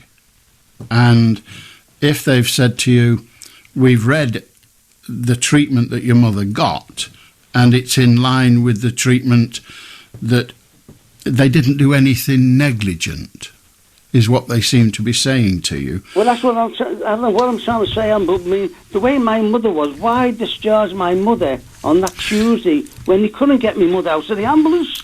She couldn't have been well when she left it. This is what's grieving me now.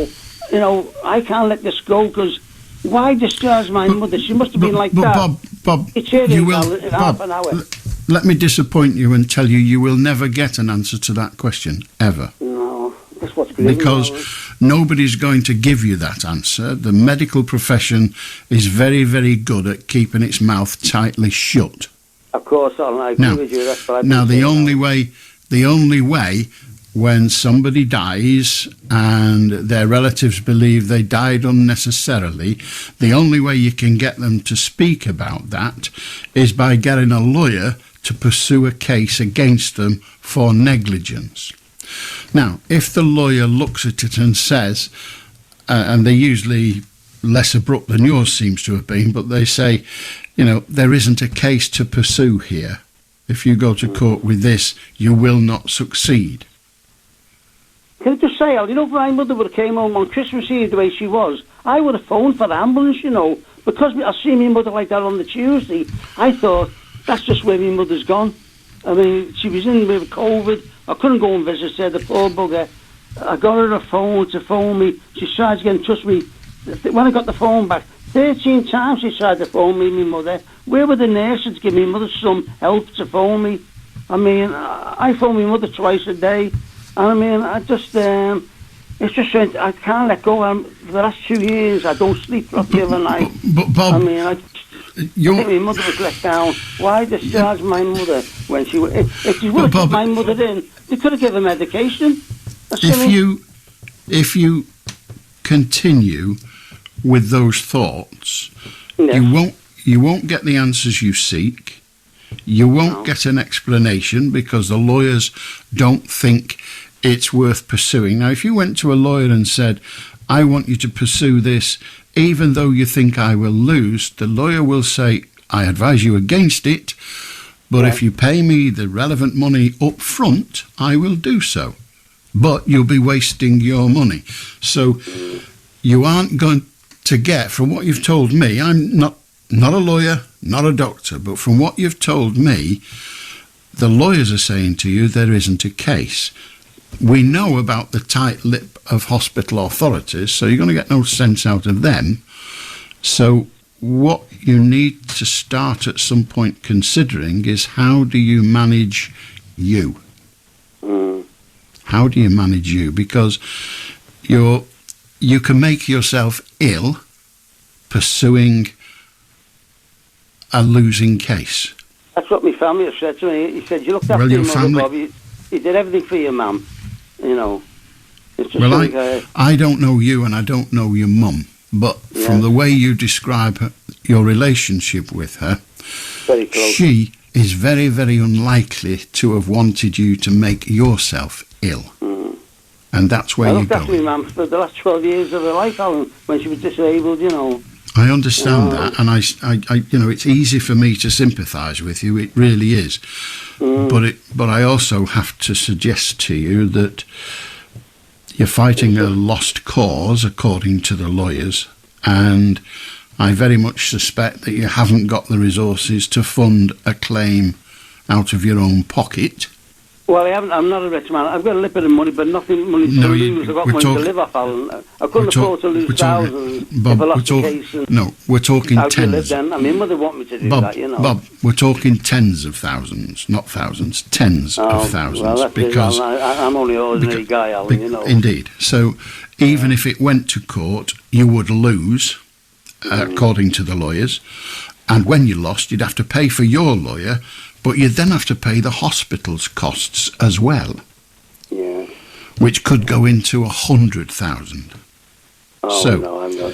Exactly. So you get a work expansion and because you're not going to win. So what your wisest course from here would be to start to manage you, to manage how you protect yourself from becoming, in your eyes, another victim of the hospital's failure. I just feel that I've let my mother down. And when she came home on Steve, she looked at me, to say, now help me, son. I thought my mother just, the way she mum gone. Sorry, Alan. Yes, go on. You haven't let your mother down. No. Just because you didn't win, if you like, doesn't mean you didn't do the most you could do. You haven't let your mother down. All we can ever do, we underdogs, and we're all those in the end, all we can ever do is fight to the best of our ability. And you've done that. And you're still doing that. The trouble now is that fight, instead of giving your mother and you some justice, it's just done to give you illness and ruin your life. And there's no value in that. I've been doing it for 2 years. I think I've let my mother down here. You've not let your mother down. Look, Bob, if you'd have said, well, you know, she's dead, nothing I can do now, forget it. That might have been, in some people's eyes, letting your mother down. But you've not done that. You've done everything any reasonable person can expect you to do. You've asked the hospital to explain what happened and to explain their behaviour. You've asked 2 different lawyers to look at the case to see if there's a way of making the hospital open its glued together trap and tell you what happened. But they won't. They never do. And these kind of things, our National Health Service stinks. Absolutely stinks to high heaven. And that's because it's run by managers and not by medicos. And they protect themselves, and they're in a way protecting state money, you know, so they can pat themselves on the back for that, which I wouldn't allow them to, but that is the way. But you now have to think about you. Yes. Your mum wants you to have the best life you can have. Yeah. And you're not having it. She wrote me a letter, you know, Al. She said, if anything happens to my son, I said, I'm not interested, ma'am. I've left a letter for you there, what to do, you know, to cancel the pension and all this. She never told me. She wrote me a few lines at the bottom of the letter. It's just simple, you know. She said, dear son, I would just like to thank you so much for looking after me for so well, for so long. Take care of yourself. Look after yourself. And if you ever do meet anybody, because you know I did try when I just turned 40, but I got involved with the wrong women, make sure they're the right ones for you. Love, Mum. That's what type of lady she was. Now, what did your mum say in that letter? What was her instruction to you? It was just like, you know, cancel the pensions and what she wants. Listen, you know, no, not that bit. The other bit. Take care of yourself. Look after yourself. I see. I'm sorry. Yes. You're doing neither of those things. Yeah. So if you don't take care of yourself and you don't look after yourself, that might be a way of letting your mum down. Yeah.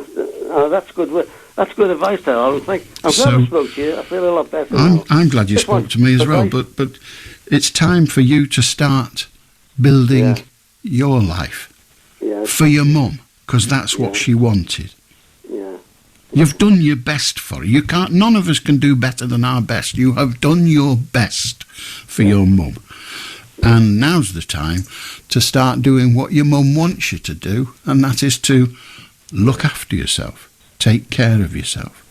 You know what? I feel a lot better talking to you now. I feel a lot's come off my chest now, and I've spoken to you, and let things just lie, you know. But things just lay there, Alan, with you. That, you know, why discharge my mother when she wasn't 100% or wasn't well, you know. I mean, I don't understand. We will never know the answer, ever. I spoke to one doctor. I don't mention anything. I spoke to one doctor about this when I was grieving over just after. You know what the doctor said to me? He probably wanted the beds. Well, that may be so. Wow. He said he probably wanted the beds. I mean, but Bob, you're doing it again. Yeah, true. Well, yeah. You're going to make yourself. Thank you much. Nice to spoke to you for that advice, and I just have to sort of let it sort of lay away now. And like you say, I did all my best for my mum. You did your very, very best, and she would be proud of what you've done, and she will be proud if you find a way through this now for you. Yeah. You take care of yourself and look after yourself. Trouble grieving, Alan. I didn't realise when you think so much of somebody, you know, and I stuck with my mum all her life, you know. When I divorced, mum divorced 50 years ago, 1971. I was involved in a serious car accident. Luckily I didn't die. I was in hospital for 5 months. I came out, and then my dad left my mother, and one thing I always said, I would never leave my mother on her own, because I knew she'd never remarry. I was proud of that, you know. I stuck with my mum, and even when I tried all those years ago, the first time it ever hit me for not being married, I just turned 40. I went out and, like I said, I got involved with a few divorcees. I wanted a bit more than them, and then I thought, well, forget about it, Bob. It wasn't meant to be. Stick with your mum and look after your mum, you know. And that's what I tried to do anyway. Anyway, Alan, thank you very much for my pleasure, Bob. The very best of luck, mate. Have a good luck to you. I've been listening to you for years, you know. Thank you. I just thought I'd give you a ring, see what you say, but I just feel that maybe just let it lie now. It's one of those things that happen in life. Yeah. That is it in a nutshell. Good luck to you, Bob. Good to hear from you. Have a good night. How do Sam? Hi, Alan. Did you see the Northern Lights on the news? No. It was visible in England. Well, I'm not in England. It was visible over. No, I mean, well, I'm in England, but I didn't see it. Did you see it? It was on the news. It was on the BBC news feed. Did you see the pictures? Pardon? Did you see the pictures? There was No. pictures. You asked me that, and I said no. Oh, because you said I'm in England. Well, it was when you said you could see them from England, and I said I'm not in England. Yeah, that's true. You'll need to come nearer to your phone. You sound like you're in the bath. Oh. No, yeah. Have you ever seen the Northern Lights? No. Have you ever seen it in the news being visible in the UK? I don't understand that question, but I have seen footage of the Northern Lights on the news and elsewhere, but I've never seen them in real life, as it were. Yeah, the footage. Have they ever been visible in the UK before? I presume so. Because I don't think in the past 10 years, no. But maybe, no, in the past 10 years, I don't think they were visible in the UK. Maybe they're very rarely visible in the UK. They're more visible in the Arctic. Well, it depends where you mean by the UK. The Outer Hebrides is the UK. And they're sometimes visible from there, I believe. Yeah, you mean Scotland? The Outer Hebrides is north of Scotland, yes. Yeah. It's yeah. I think it can be visible there. And the there we're referring to is part of the UK. Yeah. But they're more visible in Norway, and they are more visible in Norway. That's true. Yeah, but they were visible. But then the Tower of London, you can't see that from Norway. That's more visible in London, remarkably. Yeah. But you can't see it from Slough as well. Like you can't see the Tower of London from Slough. You can or you can't. I don't know. You can't. Are you saying yes, you can, or no, you can't? No, you can't. Right. Well, that's reassuring. So, for the first time in my life, I am able to say that Slough has a lot in common with Norway. Do have a good night. I'll do Jacqueline. I'll do Graham. Alan, I'm confused, or I have been confused this week by the behaviour of my internet provider. Okay. I can't throw any light on what they've been getting up to. My bill arrived at the end of last week, and it had gone up by 15 quid. So I rang him up and said, "Why has my bill gone up by 15 quid?" And the guy told me that my contract had run out, and therefore the price goes up. And I understand that this is common, that when you're in a contract, you kind of get a lesser bill. And I got two options from this point. The first is I can sign up to a contract with them using the old equipment that I've got here, as in a phone line coming through the wall, and they're going to continue to charge me at the higher amount. Or I can have the option of having the fibre optic through the wall, which is a more, I don't know what it was called, efficient way of going about things and would improve my services and everything else. A bloke's going to come and fit it, and the fibre optic equipment is free, as is the bloke coming fitting it. And if I go for that option, they'll knock the 15 quid back off the bill that they put on it. Mm-hmm. So the kind of eventuality that I've got to is that if I go for the more expensive option for them, they're going to make my bill cheaper. Right. And I'm wondering why this might be the case. Well, they have an obligation to get as many people as possible to go onto the fibre optic system.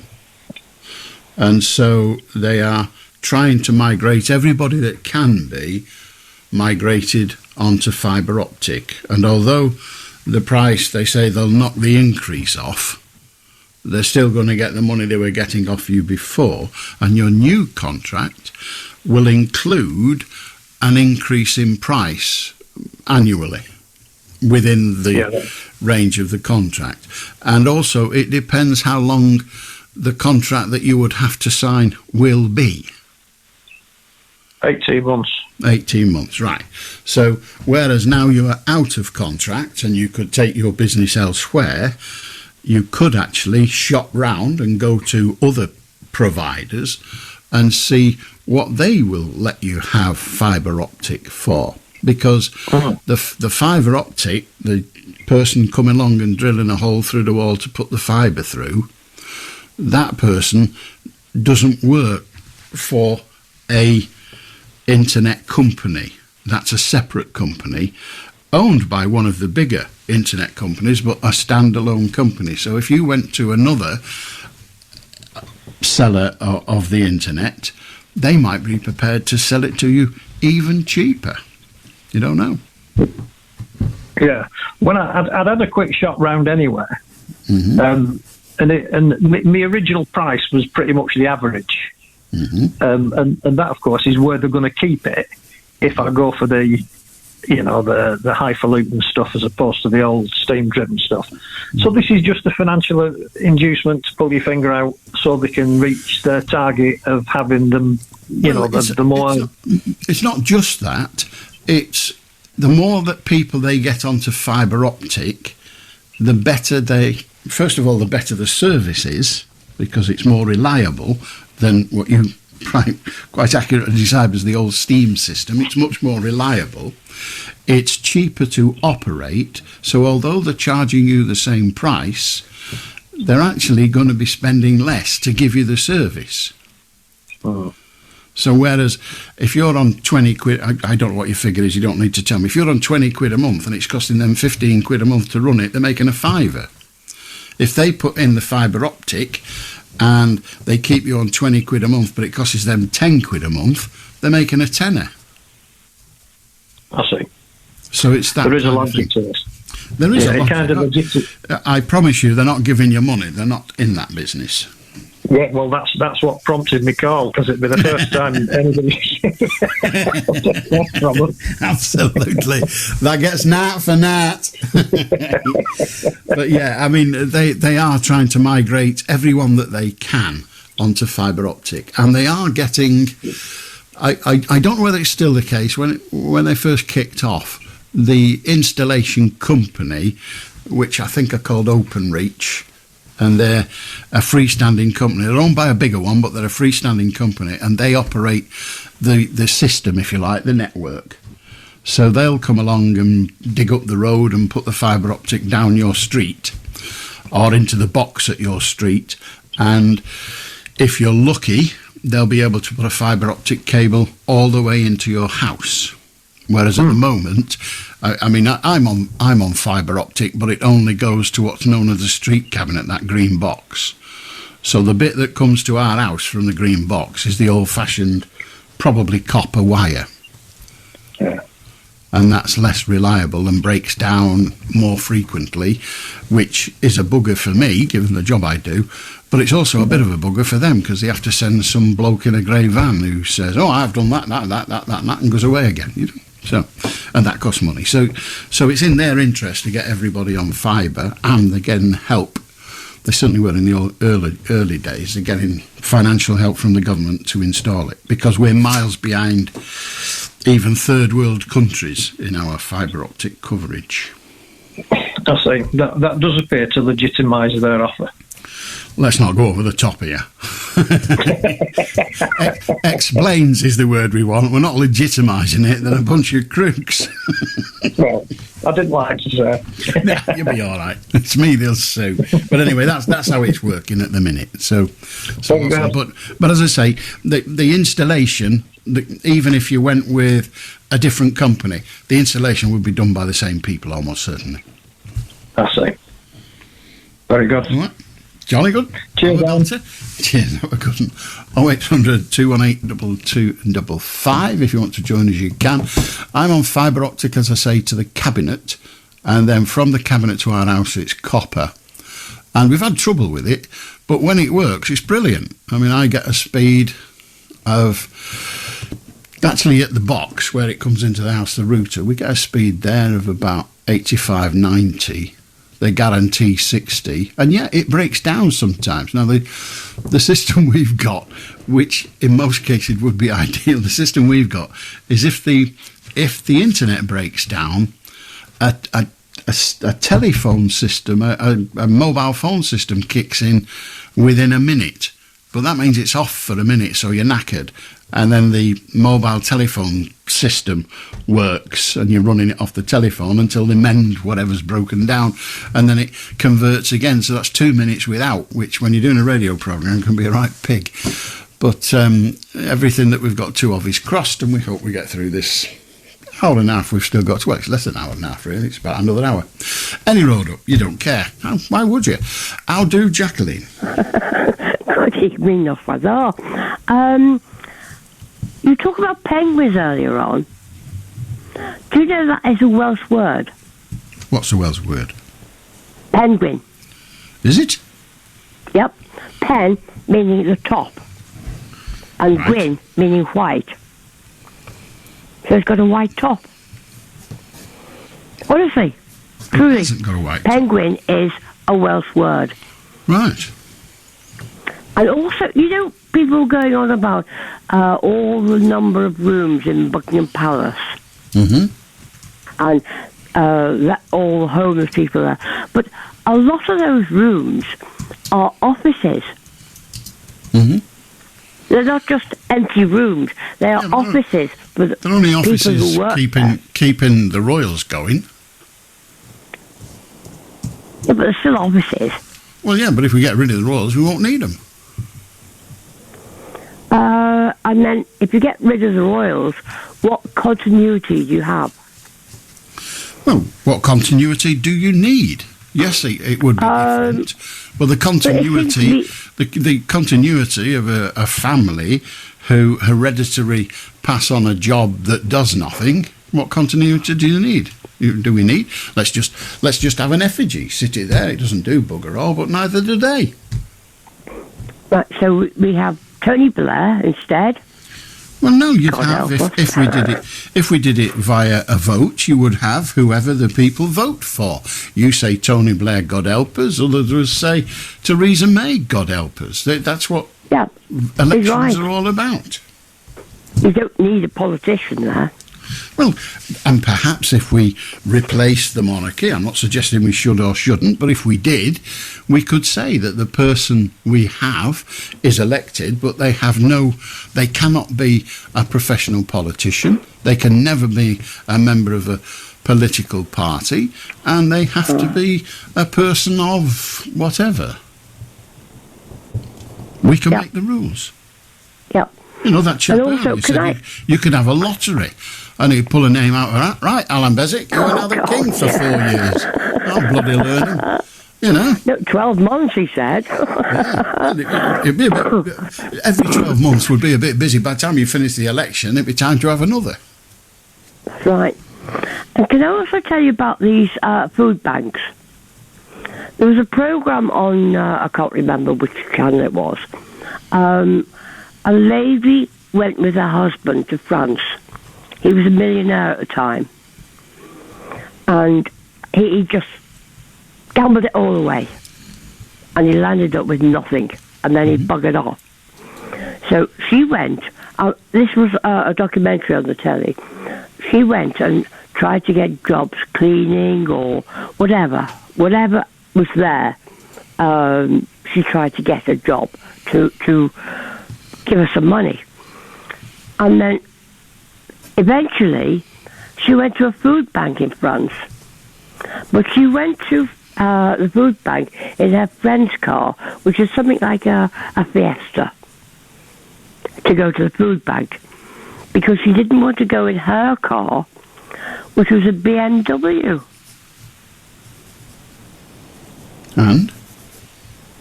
So, why didn't she sell the BMW and put food in her belly with that, the proceeds?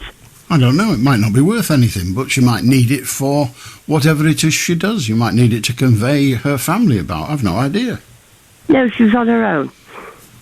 But it was quite strange that she made sure that she went in the Fiesta, I'm supposed to say face,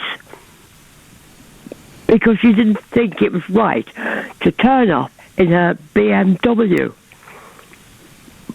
Well, that's fine. That's all I was thinking. Okay then. Good night. Okay, good on you. 0800 218 2255. When you fall on hard times, you fall on hard times with the assets you've got. You don't fall on hard times and think, oh, well, now I'll have a bicycle. Now I'll be poor. You have what you have. You fall on hard times, you've still got it. If you sell off the BMW, who knows whether you'll be able to afford to replace it with anything. I have no idea. But there you are. We all enjoy looking at other people's lives. I'll do Taylor. Hello. Hello. I'll do Alan. I just wanted to say, really, just a quick one to say, just how happy I am that you're staying on till August. Really. Okay. I'm probably one of you younger listeners. I'm only 24, but for me, my mates, your Sunday phone in is a bit of a fixture. So long live Alan. Well, not too long at my age. Well, thank you for that. Well, we don't even know. We're here until, me and the team are here until the end of August for sure. After that, we don't know. It's all to do with the changes that are coming in local radio. So, to all intents and purposes, we'll be here until the changes, and then I'll finally get to retire. Well, fingers crossed it's not too soon. Have a good night, Alan. Thank you very much. I'll do Benji. Hello, Benji. Hello. Hello there. How are you? Very well, thank you. Good. Yeah, I just want to ask, what's your opinion on the NHS workers being underpaid? What's yours? To be honest, I think this may sound a bit harsh, but I kind of agree the fact that they're being underpaid because I don't think they're doing enough. That may sound harsh. I don't know what you mean when you say you don't think they do enough. Yeah. You mean the NHS staff don't do enough? Is that what you're saying? Yeah. What more? I feel like the protests going on around the NHS works are unneeded. When you say you don't think the people in the NHS do enough, I don't really know what you mean by that. What do you mean?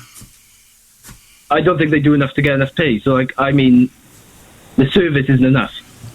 So you think they are getting paid enough for the work they're doing presently? Is that what you're saying? Yeah, what I'm trying to say is I just don't understand the protest of, they're demanding higher pay. Well, they're demanding higher pay because it's a very hard job that the pay doesn't compensate them for doing, so much so that the National Health Service is having terrible trouble recruiting staff, and more staff are leaving than are joining because people don't want the jobs because they think the pay isn't worth the work. Yeah, fair enough. Would you like to suck mine? I'll do Arthur. Oh, sir. Good evening. Very interesting calls tonight. I think I might have a bit of information following up from the discussion you've had recently with a gentleman regarding the word plural. I'll spell it for you. Spell Plural, plural. And you and the gentleman came up with the meanings being shoal, as in shoals of fish, and also groups of people.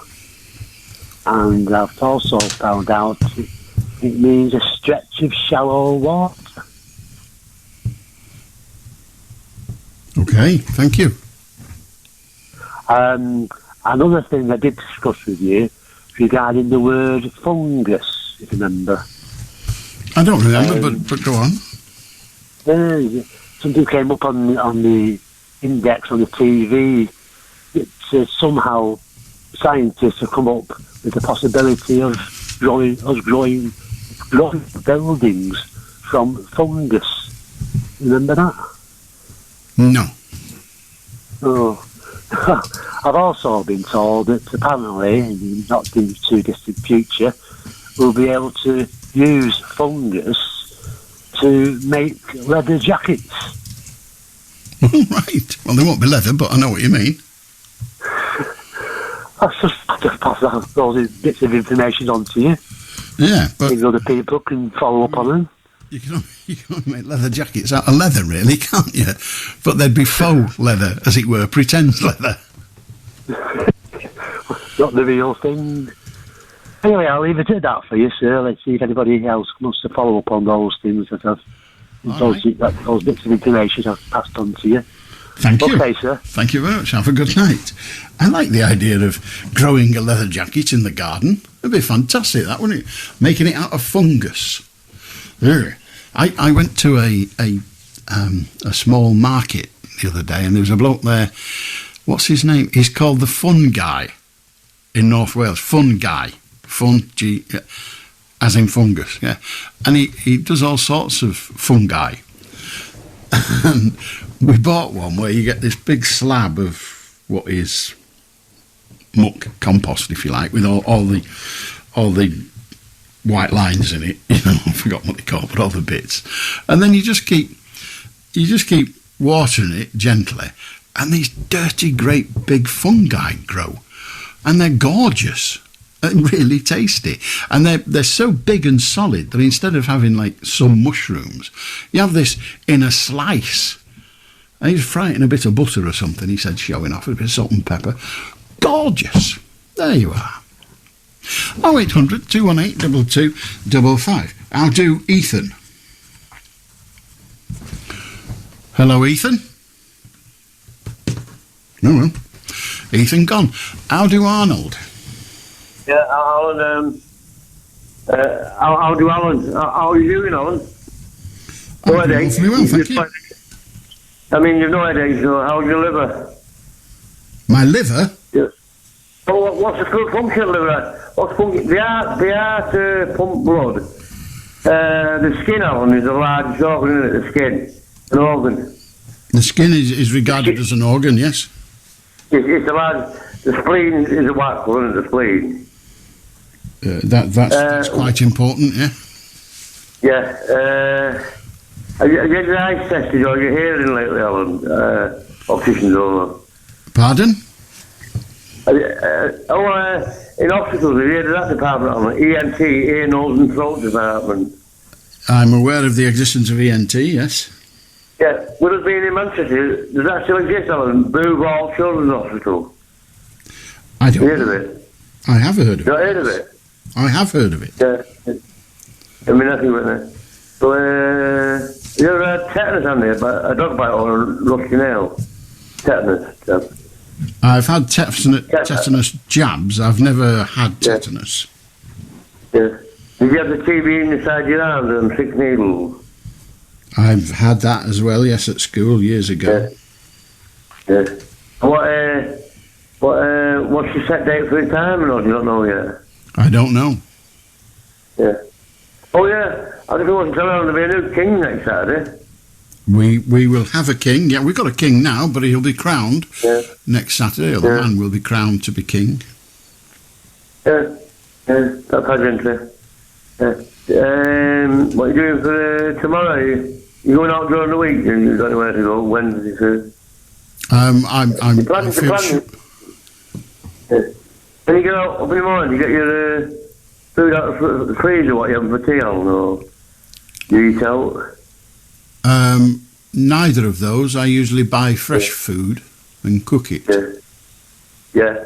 Veg and carrots, onions. those sorts of things, yes. The only veg you won't eat. You'll be allergic to, what's that, with bread?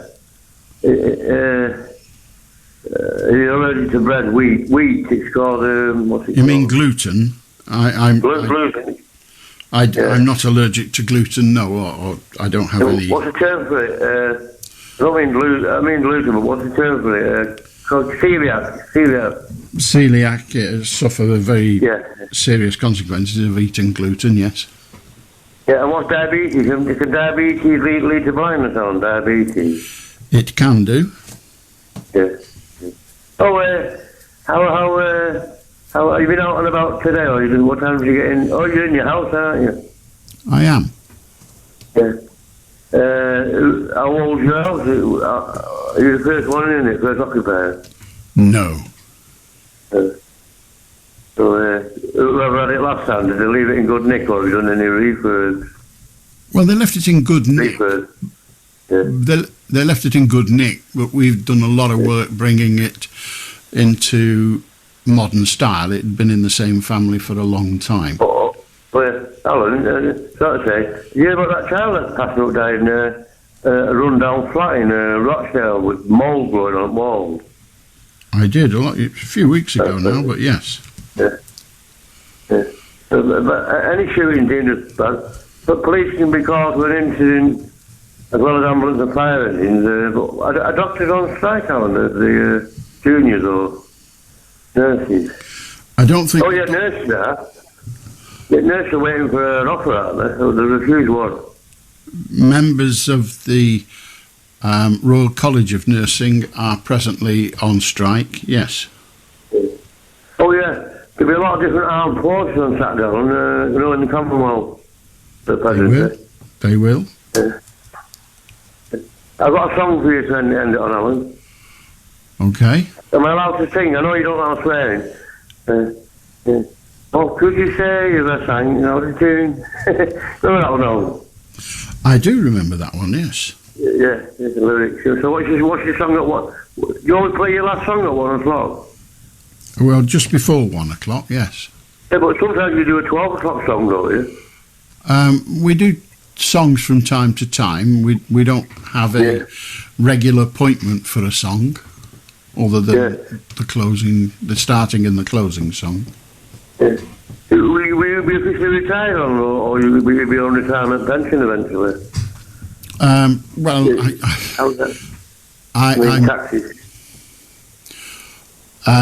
I'm entitled to a pension, yes.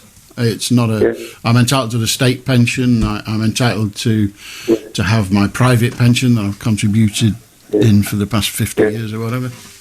And you have no brothers, Alan? You have no brothers or sisters? I have one of each. Oh, yeah, that's good. Yeah, I have two of each. Yeah. You have no kids, Alan? I don't answer that question. No. But I would tell you, but a lot of jobs are confidential, aren't they, the information? I suppose they must be. This one's not. Yeah. Including bookies. I had a good win today, Alan, 60 quid on the cartoon horses. Virtual. Right. Well, we don't encourage gambling on this programme, Arnold, so we'll end it there. How do Paul? Hello, Alan. I'm sorry, I've just got a bit of a tickle in my tummy over listening to the last caller. What I was ringing about was, on Tuesday, just gone, I got a phone call. I was sat in the afternoon, about 3 o'clock, and it was an unknown number, but I answered it. And it was an Indian person or a foreign person telling me that someone had ordered a £799 iPhone off my Amazon account. And they wanted me to download an app called AnyDesk and to give me a cancellation code. Right. So I said, well, hang on a minute. If I order anything off Amazon or eBay, I get a message from my bank sending me a code to enter. And then I have to verify that. I get a text message off my bank. I have to put the code in. And I said, I've not had one. So I said, what I'm going to do is I'm going to put the phone down to you now. I'm not going to download this app, and I'm going to ring my bank. So I rang my bank, which is Santander, and I said, has there been a request to my bank at all for £799 from Amazon? And they said no. So I explained about that, and they said, well, we'll pass you through to the fraud squad. Mm-hmm. So they passed me through to the fraud squad, but because it was an unknown number, I couldn't really tell them very much. But how are people getting away with this, Alan? By being in a foreign land and by people who are unfortunately not alive enough to the fact that it's a con. But Alan, there must be so many elderly people living on their own who are not just elderly people. It's elderly people, young people. It's all ages. Well, let's not condemn the elderly as if they go stupid. Oh no, not at all. Good. So they get away with it because it's hard to stop. But I have a friend, Alan, and he works for another massive bank, very big bank, and his job is to sit there and try and break into people's accounts and to stop a scam coming in or to stop anyone defrauding someone's bank. Yes, I suspect his job isn't to break into other people's accounts. Well, to try and break or to try and stop any scams, and then he tells the bank that it can be done this way or whatever. Yeah. But how are these people getting... Why can't people stop this who are so clever to start these companies up like eBay or Amazon? Why can't they stop it? They can't. How do you stop it? There isn't a process by which you can stop somebody in a foreign land making a phone call. You don't know what that phone call contains. And they just come on and they tell you lies. And if you fall for the lies, you give them information or you give them access to your internet, your computer, but why can't and they these steal be your money. tracked down? Well, why can't we track them to a PI address or a computer address? Well, first of all, they go through about 15 different addresses. So the person that rings you isn't sat in an office ringing you straight away. They ring your number, but they do it via 15 or 16 different accounts. So that the last account rings you. Oh, wow. They're thieves. Yes, obviously. Yeah, of course they are. Thieves don't walk about in a mask and a bag on the back saying swag. No, they don't. They devise systems that will make it very clever. They devise systems that makes it very, very difficult to catch them, as they would. So it's up to us to recognise that I don't get calls like this. What you should have done with that call, what you should have done, was the second you thought, just put the phone down. Yeah. But this is just another thing just to get out there, Alan, really, if I can put it on the radio. Anyone who gets that, like a phone call and say, it's download this app, Any Desk. And that's what the app was, what they asked me to download. And I said, well, whoa, hang on a minute, no. I'm not doing that. Well, that's what everybody should... You see, I'm of the view that saying, hang on a minute, I'm not doing that... If I get a call of that ilk, and I'm the same as everybody else, I get the odd one. If I get one, I just put the phone down. Yeah. I don't engage with them. But he was so convincing, Alan. It doesn't matter. They're saying this. They're not going to come on with cap and bells. They come on being but he was so convincing. No, he wasn't. He was a liar. And nobody was saying, Mr. Paul, this is from Amazon. You know it from Amazon because we will never ask you for any details. We will never take your bank account. We will never ask you for your password. You just say goodbye and put the phone down. If it is Amazon... Well, that's what I want to get out there, Alan. Well, it's out there. It's out there. If you get a call, that you were not expecting and it tells you something about your account, put the phone down.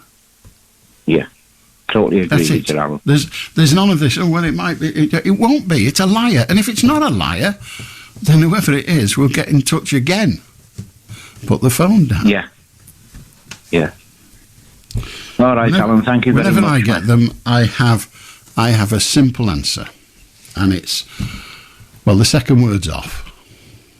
Yes, I totally understand. Could I just ask you one more quick little question, Andrew? Alan, please. Go on. Faraday pouches, are they worth buying or not? Depends on how much danger you think you're in. A Faraday pouch is basically... I've got one for my car keys. Well, fine, because you've obviously got one of these electronic car keys. They give a degree of protection. It's all down to how much protection you want. So you have a little pouch, which is it's got a for the want of a better expression, it's a metal box. It isn't, but it's for want of that it is. Yeah.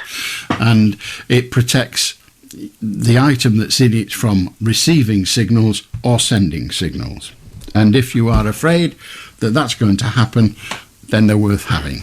But you know, it's how much protection you want. Well, it was just for the car, really, Alan. That's all. That's the only thing I've got. But thank you again, Alan. My pleasure. Have a good night. 0800 218 2255. Want to tune us, you can. Pick up your phone and have your say. It's 20 past midnight. We're here till 1. And we did say we occasionally do something like that, which is rather all old codgers. 0800 218 2255. I'll do Ethan. Good morning, Alan. Good morning. And how are you on this fine morning? I'm fine, thank you. Oh, that is perfect. I've got a question and then a follow-up question. And? Is that okay? I don't know yet. We'll wait and see what the question is. Well, yeah, the first question is, what do you feel about the taxation on fly tippers? I don't think there is a taxation on fly tippers. How do, Bob? Oh, got me out. We're having a bit of Marmite and toast. Yep. Disgusting. Morning. I'm disconcerted by the alarm that we all had to endure. I think it was last Sunday, and to know what the rationale was behind it and why, and what notice did we get?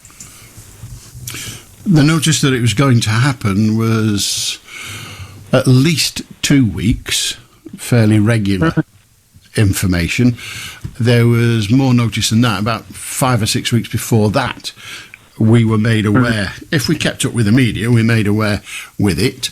What was the purpose of it? Well, the purpose was to test the system that they're hoping to put in place to be a warning system delivered to mobile phones from specific mobile masts, so that they can let you know that a lion has escaped from the zoo, or that your area is going to get flooded.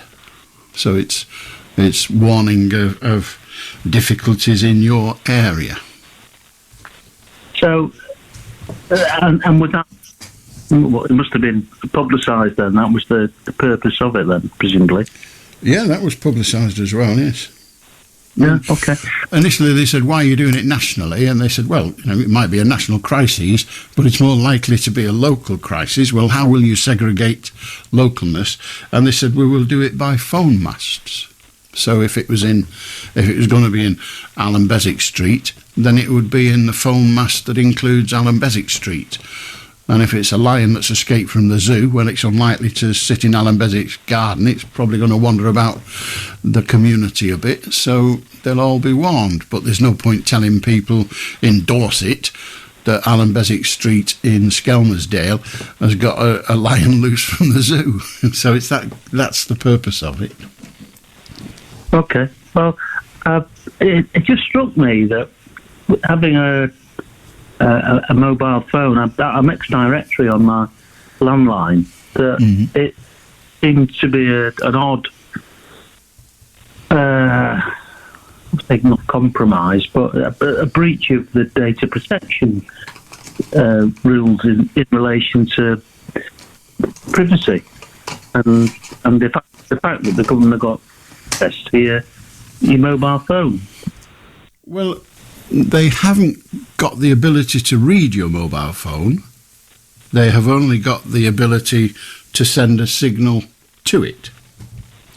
So they're not invaded your privacy in terms of taking information from you, and the government are in charge of it anyway, so they make the rules. But that doesn't concern me, me personally, because I've got things to hide anyway. Just the fact that an outside body can contact me without my consent, perhaps. Well, they can. I could telephone you, like some of these scallies do, who are trying to steal from you.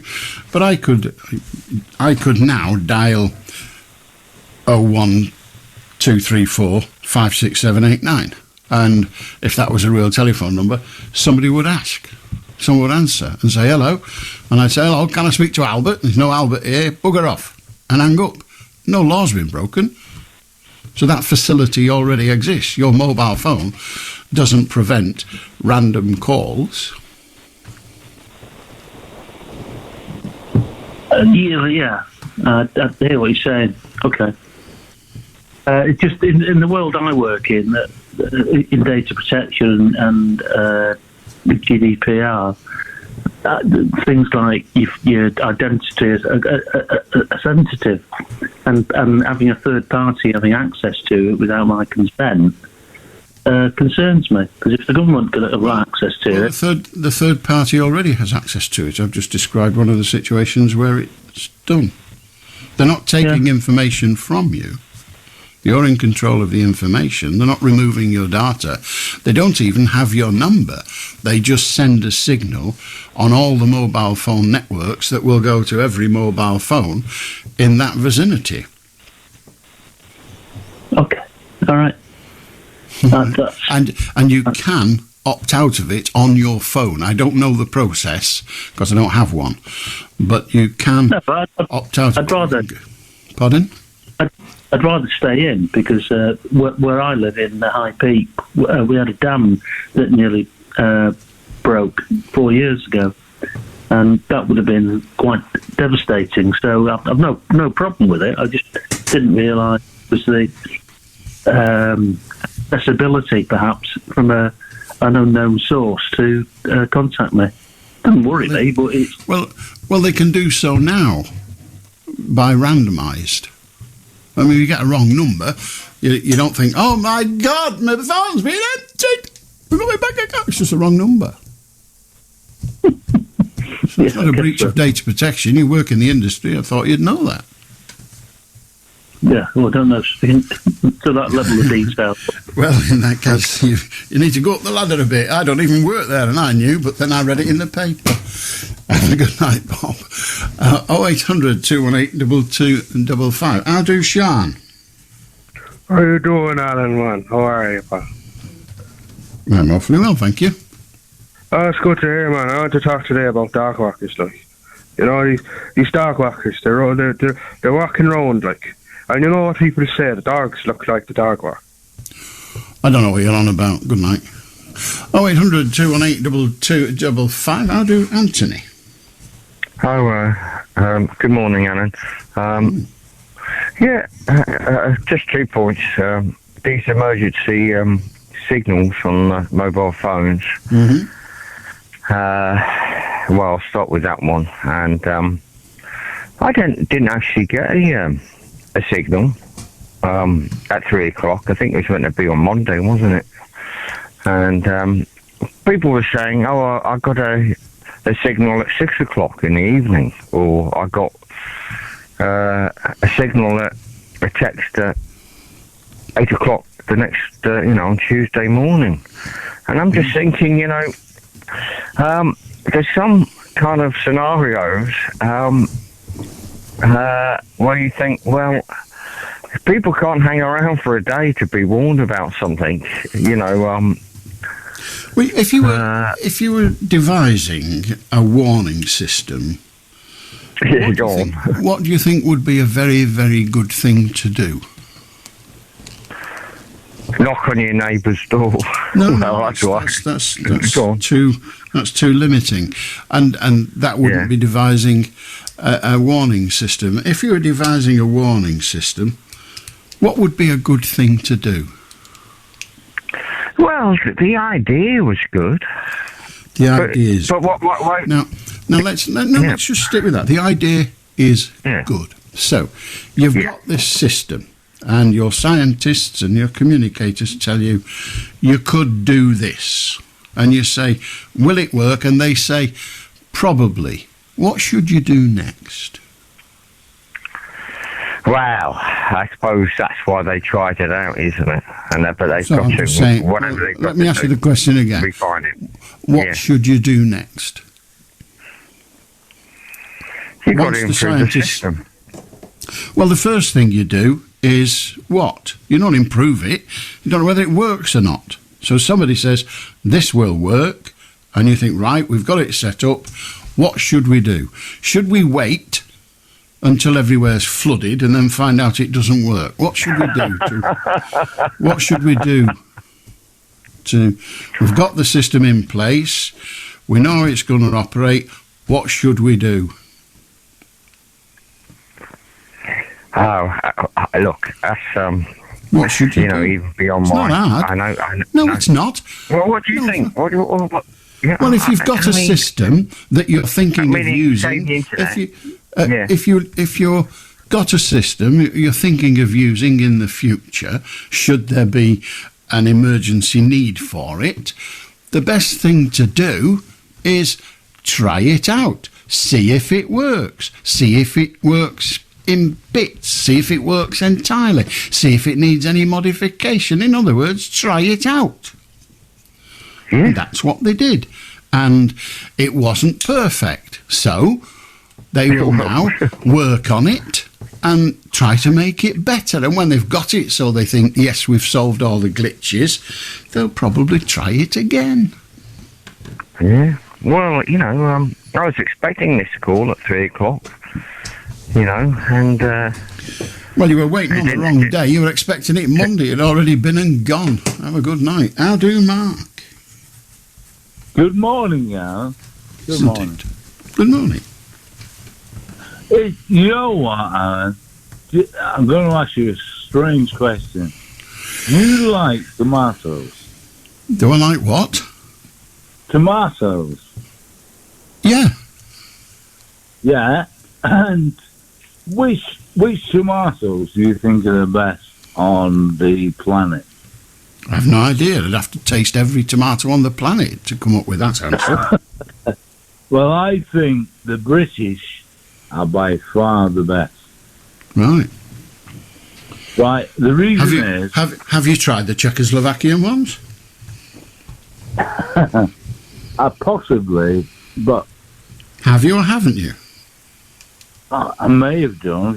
You may have. Well, have you eliminated the Czechoslovakian tomatoes from your taste test?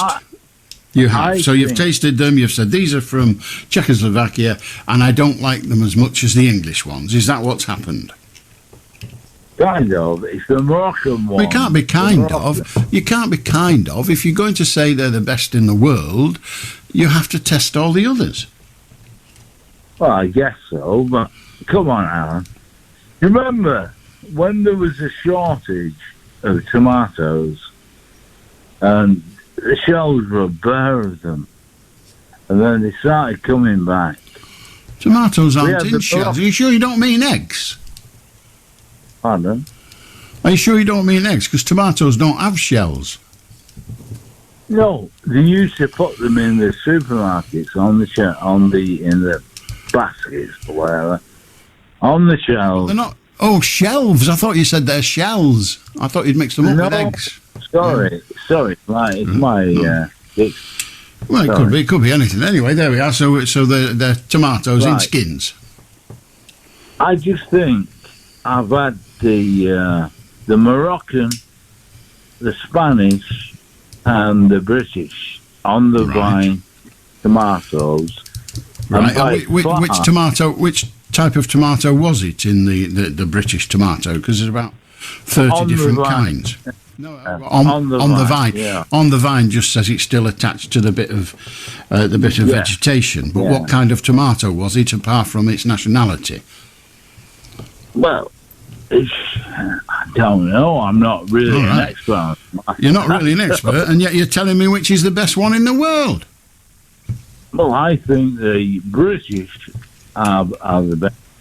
But you don't know that. Why don't we settle, Mark, rather than have you make these astronomical claims for an unidentified tomato that's got a stalk on it, why don't you just say, these are your favourite, rather than these are the best in the world? Because that I can believe.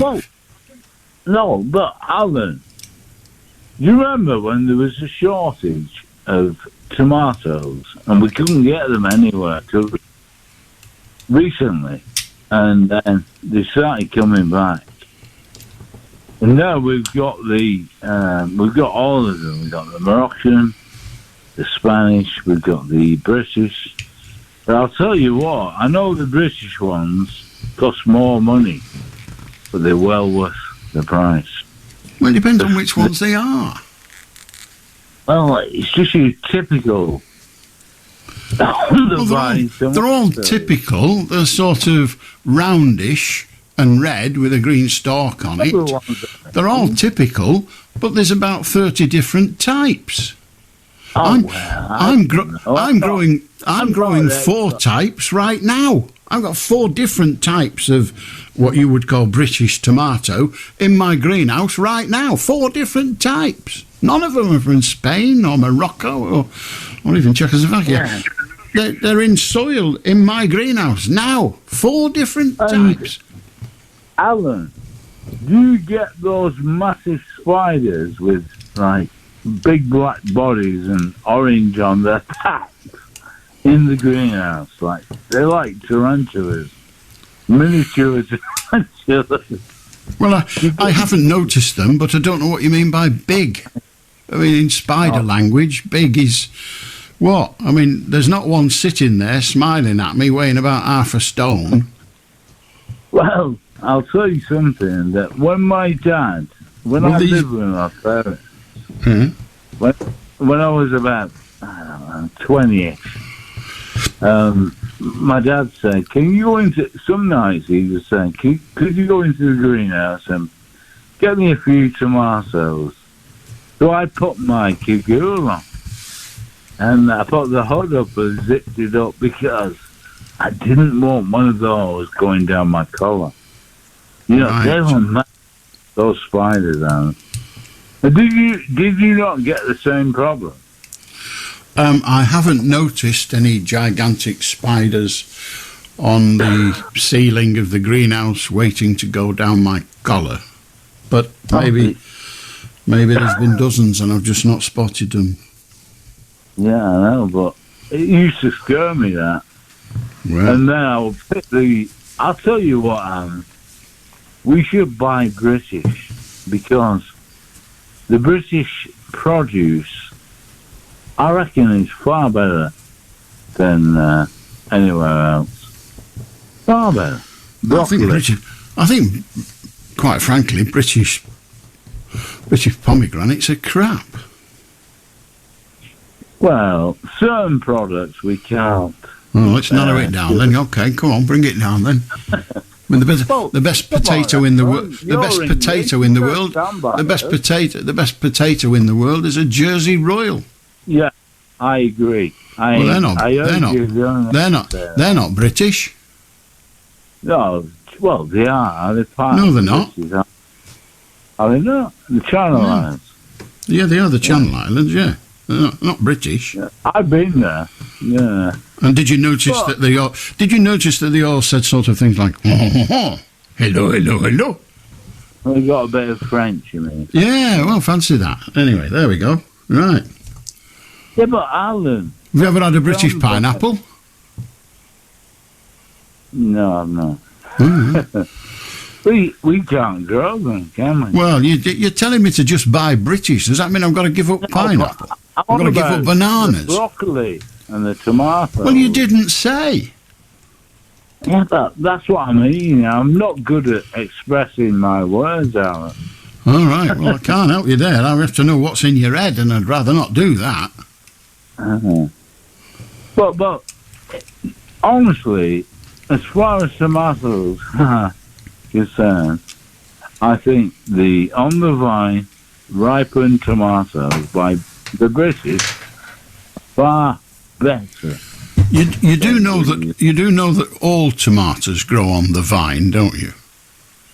Yeah, of course. They only pluck them off, and once they've cut them off the vine, they're not still growing. No, but it keeps them fresher, I think. How?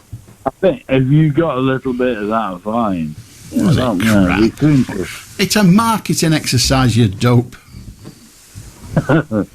Anyway, they taste nice, don't they? Well, they taste of tomato, which is reassuring. Yeah, but far better than the Moroccan ones. Taste like it's very crunchy and green inside. They're not nice. Well, don't buy them. That's all we... Pardon? Don't buy them then. Yeah, but we had no choice at one point. Well, if your favourite tomato at the time isn't available, then what are you going to do? Have no tomato or have Moroccan tomato? We had to have Moroccan ones. You didn't have to. You made a choice. So you preferred Moroccan. You preferred Moroccan to no tomato. Correct. Yeah. Excellent. Here's a question for you. What's red and invisible? Red is the colour of the length end of the visible... God knows. Go on. Next door No tomatoes. It has a dominant wave... Pardon? No tomatoes. That's red and invisible. Okay. And the secondary colouring... Yeah, but Allan, do you not think we should stand by the British people that grow this produce? And we should get back to our roots, really. Well, you don't eat the roots, unless you're on parsnips. No, but remember, after the Second World War, people, we have no idea what they went through. Our fathers and our forefathers. Well, we've got some idea. There's been hundreds of books about it. Have you never read a book about it? I've read them, obviously. I've seen documentaries. But and did that not give you an idea? Of course it does, but You just said you've got no idea. I know, but when I say that, my dad, he was brought up from poverty. And their toilet was in the back garden, like it, flushing a chain. We didn't have that. We had luxury where we could just go to the bathroom and, my dad worked hard for that. And your dad did too. You've never met everybody. No, but I can guarantee your dad worked hard. You can't guarantee anything. It's none of your damn business. No, I don't mean to be impolite there. What I'm saying too late is now. that... No, I didn't mean it in that Well, way. just tell me your story. I know mine. I'm just saying that the people of the older generation that went before us and they survived the war, they had hardships that we haven't got. Yes, they did. Yeah. And I just think it's an absolute credit to those people. And I just think that, when people are moaning and groaning about what's going on today, it's nothing, is it, really, compared with that? Well, life is a comparison. Pardon? Life is a comparison. When you're measuring the quality of your life, you compare it with others, your concurrent others, but also historic others. No matter how hard the Second World War was, it was a damn sight better than, say, the Battle of Agincourt, where you had to walk there and walk all the way back. So, Yeah. But we're here today, Allan. This is and true. Our fathers are not. Well, some people's fathers are. Well, yeah, of course, but I just think we're all mortal beings. Well, you're not wrong there. Should we stop whilst you're right? We are all mortal beings, even if we don't like tomatoes. How do Ted? Well, it's on, kids. Just to say, you know, Ed, all the laws in all the world say that you shouldn't kill with a gun. No, they don't. Well, it says you shouldn't kill. No, they don't. All the laws in the world. No, they don't. Do you believe you're lying, Alan? Do I believe my line, or do I believe I'm lying? Yeah, do you believe you're lying? No. All the laws in the world don't say you shouldn't kill. Indeed, in some states in the United States of America, the state authorities are allowed to kill Americans if they've done something very, very naughty. So it says in the law in America that you can go out and take this gun and kill someone. Does it say that? No, it doesn't. It doesn't say that. But that's not what you said. You said all the laws say you shouldn't kill. No, some of the laws say these are the circumstances in which you can kill. So they can kill in America, but nowhere else. No, they can kill here. We have soldiers doing exactly that quite frequently. Well, do you remember the blue on the blue in America? I've heard of the blue on blue in America, yes. No, it happens all the time. Well, it may well happen all the time, and it may well be illegal when it does, but the statement that all the laws in the world say you should not kill is wrong. Well, why does that happen? Why does what happen? Blue on blue. I've no idea. I'm not an American police officer, so I've no way of answering that. I suspect it's not by design. Well, my dad was in Korea, Alan, and he said the Americans got better dinners than the British. Well, that is quite possibly so.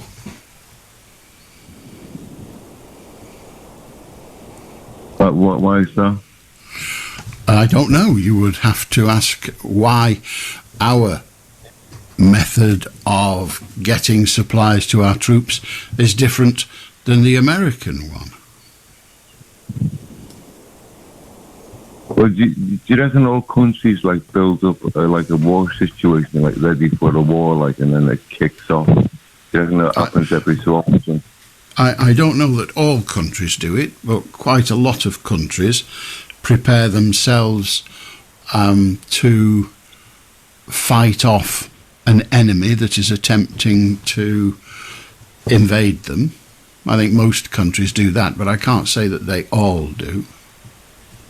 But do you reckon they collude and collide then? I don't understand that question. Well, they collude with other governments to get rid of people, with their own people, with the other people. I don't even understand that question. It's like colonialism. Like what, I'm sorry? Like organised calling for humans by governments to go without wars. No, but you're entitled to your thoughts, and you know where you can put them. I'll do Morin. I'm sorry. Yeah, I wonder, do you know who owns the seabed around the UK, 12 miles out? Yes, the monarch. Yeah. Yeah.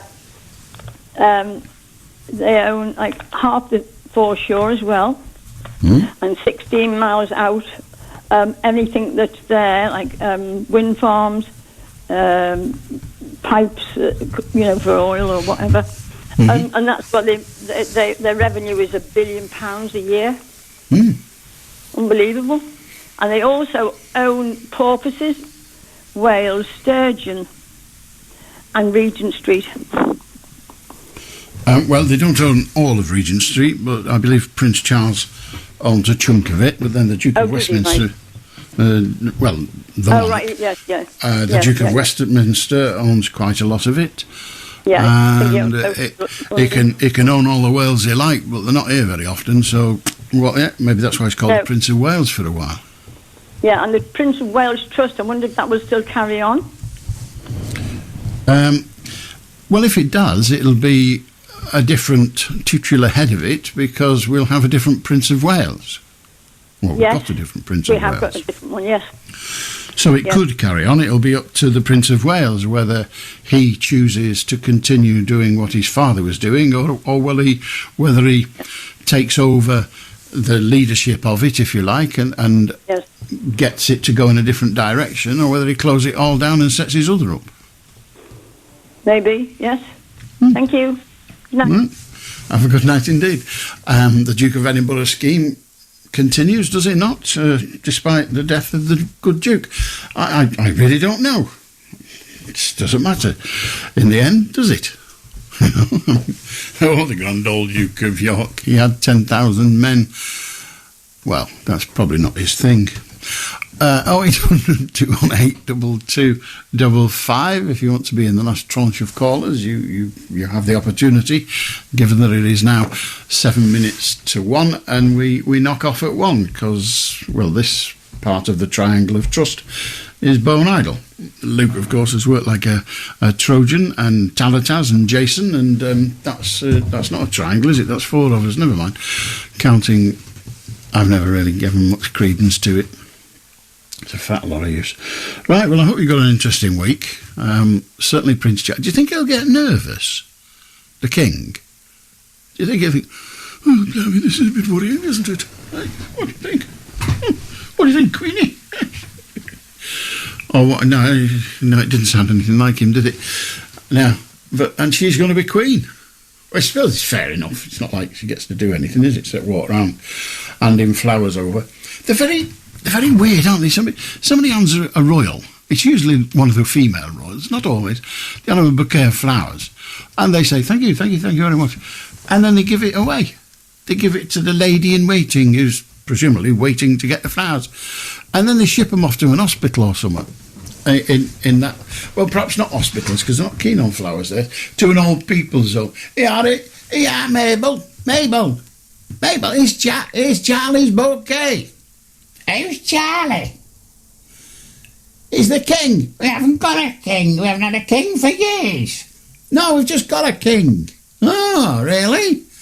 Well, tell him he can shove his flowers. Oh, the other half lives. Very strange. Oh, and there's been a little bit of discourse about the fact that we're carrying on a little longer. I don't mean after 1 o'clock. You get sod all after that. You can have what's left. You can have 5 live. That'll bloody teach you. But we're carrying on. I was going to be dumped at the end of May. The dumping has been delayed. We're now. I'm going to be fly tipped at some point. I'm going to be fly tipped at some point in the future, and really we don't know when. We're here for sure until the end of August. So this programme and all its environs are here until the end of August. That's for sure. But I'll be away for most of June. I'll do the first weekend in June, 4th and 5th I think it is. And then the next time I may a bit 1st of July. But the team will be here, you know. I don't think Jason will. I think he's sodding off because it's what he's like, sulking, going somewhere. But Talent will be here, making it all happen, and Jane and all the rest of it, and all the team, Luke and that. So they'll all be here. But we've a way to go yet. We've got to get through May, which has just begun about an hour ago. Well, just less than an hour ago. It's now the 1st of May. I know. Do you remember when they used to have maypoles? Do they still have maypoles? I remember we had a shop in Warrington called Maypole. I don't know what it did. Don't think I ever went in. But we used to have maypoles. The girls, it was always the girls, they used to go around carrying a big pole which had crepe paper twisted round it, like that, making it look colourful and all that. And then it had string coming off it. And then they did a dance. I think they were meant to give them money, but we never had any, so they never got any. And then they did a dance, and they all dodged inside and out of each other. And then they suddenly realised they were getting nearer and nearer to the pole because the strings were getting tangled round. So then they had to try and untangle it with an exact replica reverse. That's a good term, isn't it? An exact replica reverse of the dance steps, which just made it worse. And so then they would all stop and they'd tip the pole up, and then someone would have to untangle it all. Usually one of the dads or the mums that were protecting them, and then it was maypole again. I was stuck again. Stop messing about. And they usually had a lad holding the pole up. I think that was, the sort of division of the sexual jobs. Well, he was not a sexual job, even though he was holding a pole, but he was holding it like that, and they'd dance round, and then because it'd fall over otherwise, tugging away at it, dancing. Stop it, and he'd be holding it like that, and they all dance. Never had any music, unless they sang, and that was even worse. Dear God, that was it. And then, as I say, they'd try and untangle it again. He'd get it all wrapped around his neck and his legs and everything. Oh, it was a bloody mess. But it was a tradition. And that was all the thing. It was nearly as important as bonfire night, but nobody died except the odd strangulation. Nobody died. Unlike bonfire night, because people used to carry their fireworks in their pockets. It was a stupid thing to do. And all that. And used to throw them as well, which is disgraceful. And people used to get rip-raps down their wellies, and by it they could dance then any road. So that was another one, the maypole. And what was the other one we had? There was something else in May. Can't remember what it was. Oh, aye, the May Queen. Oh, yeah. She used to get dragged round the streets. First of all, they had to have a vote. A load of old codgers sat round and said, we'll have that one. She's got all the bits that we need her to have. I'm not going into any more detail. And she'd be there in her best frock, like a party frock. And they'd sit her on the back of a pickup truck and drag her around the town. And people would go, oh, the May Queen, oh, very, very good, very, very good. It was like a local Miss World competition. The Miss World was bad enough, but the May Queen was diabolical. Absolutely diabolical. But it was all right, we enjoyed it. You could swear at it and point at it and make rude noises from behind the edge. We did that a lot, yeah. Our favourite trick was to get an old purse and fill it full of newspaper, little bits, and then close it and tie a string to it and lie it on the pavement and then go and hide. And somebody would come along and they'd see this big fat purse and they'd bend down to pick it up, probably not with a view of stealing it or anything. And just as he got closer, he'd pull the string, it'd disappear. And we'd all laugh like drains. In fact, I think it might have been the last time I laughed. I've been busy, you've been brilliant. See you Saturday at 10. BBC News at 1 o'clock. This is Adam Porter. NHS leaders are urging people to use health services wisely tonight and tomorrow as nurses in England stage their latest strike. They walked out at 8 o'clock yesterday evening and will stay out for 28 hours. The Royal College of Nursing has agreed that staff can be called in to provide limited cover in emergencies, but the action will still be the most wide-ranging. Rhiann Wheater, who's a senior nurse, says the current action is an indication of how low morale has got. 25 years I've worked in the NHS and I've never seen or felt anything like this. Never. It's heartbreaking. Absolutely heartbreaking. Soul destroying. It's horrible. And none of us want this for patients. The ceasefire in Sudan has been extended by 3 days to allow more people to leave the country and for humanitarian aid to come in. The UK government says an extra evacuation flight will be laid on later today from the city of Port Sudan for any remaining British nationals who want to leave. New analysis suggests more than 12 hospitality venues have closed their doors each day in the UK over the past year because of soaring costs. Restaurants have been particularly hard hit, and smaller independent businesses are struggling more than established brands. There's just 1 day of negotiations left if Hollywood is to avert a strike by screenwriters. The current contract between studios and the Writers Guild of America is about to run out, and the writers are demanding more money and better protection. The BBC's Regan Morris in LA says streaming services have completely changed the Hollywood landscape. Just to show how much the world has changed since our last writer's strike. 15 years ago, they were fighting over DVD sales. There aren't many more DVDs left. Netflix is ending that. And they're saying that it's really just changed everything, but the way writers are paid haven't. And now they're talking about AI as well. Writers want to make sure that these studios aren't going to replace them with AI. In snooker, Mark Selby has become the first player to score a maximum 147 break in the final of the World Championships at Sheffield. He still trails Luca Bracel of Belgium by 8 frames to 9, going into the last day of action. The coronation concert at Windsor Castle next weekend will feature a Union flag-shaped stage, which will fan out into the crowd. 20,000 people will attend the event, which will also be broadcast on BBC One and Radio 2. The entertainment journalist Natalie Jameson has been looking at mock-up photos of the stage released by the BBC. It's the East Terrace, which is where the concert's going to be held, and they're putting this really enormous stage, which will be undercover. The audience will not be undercover, but then they've used that stage to frame the facade.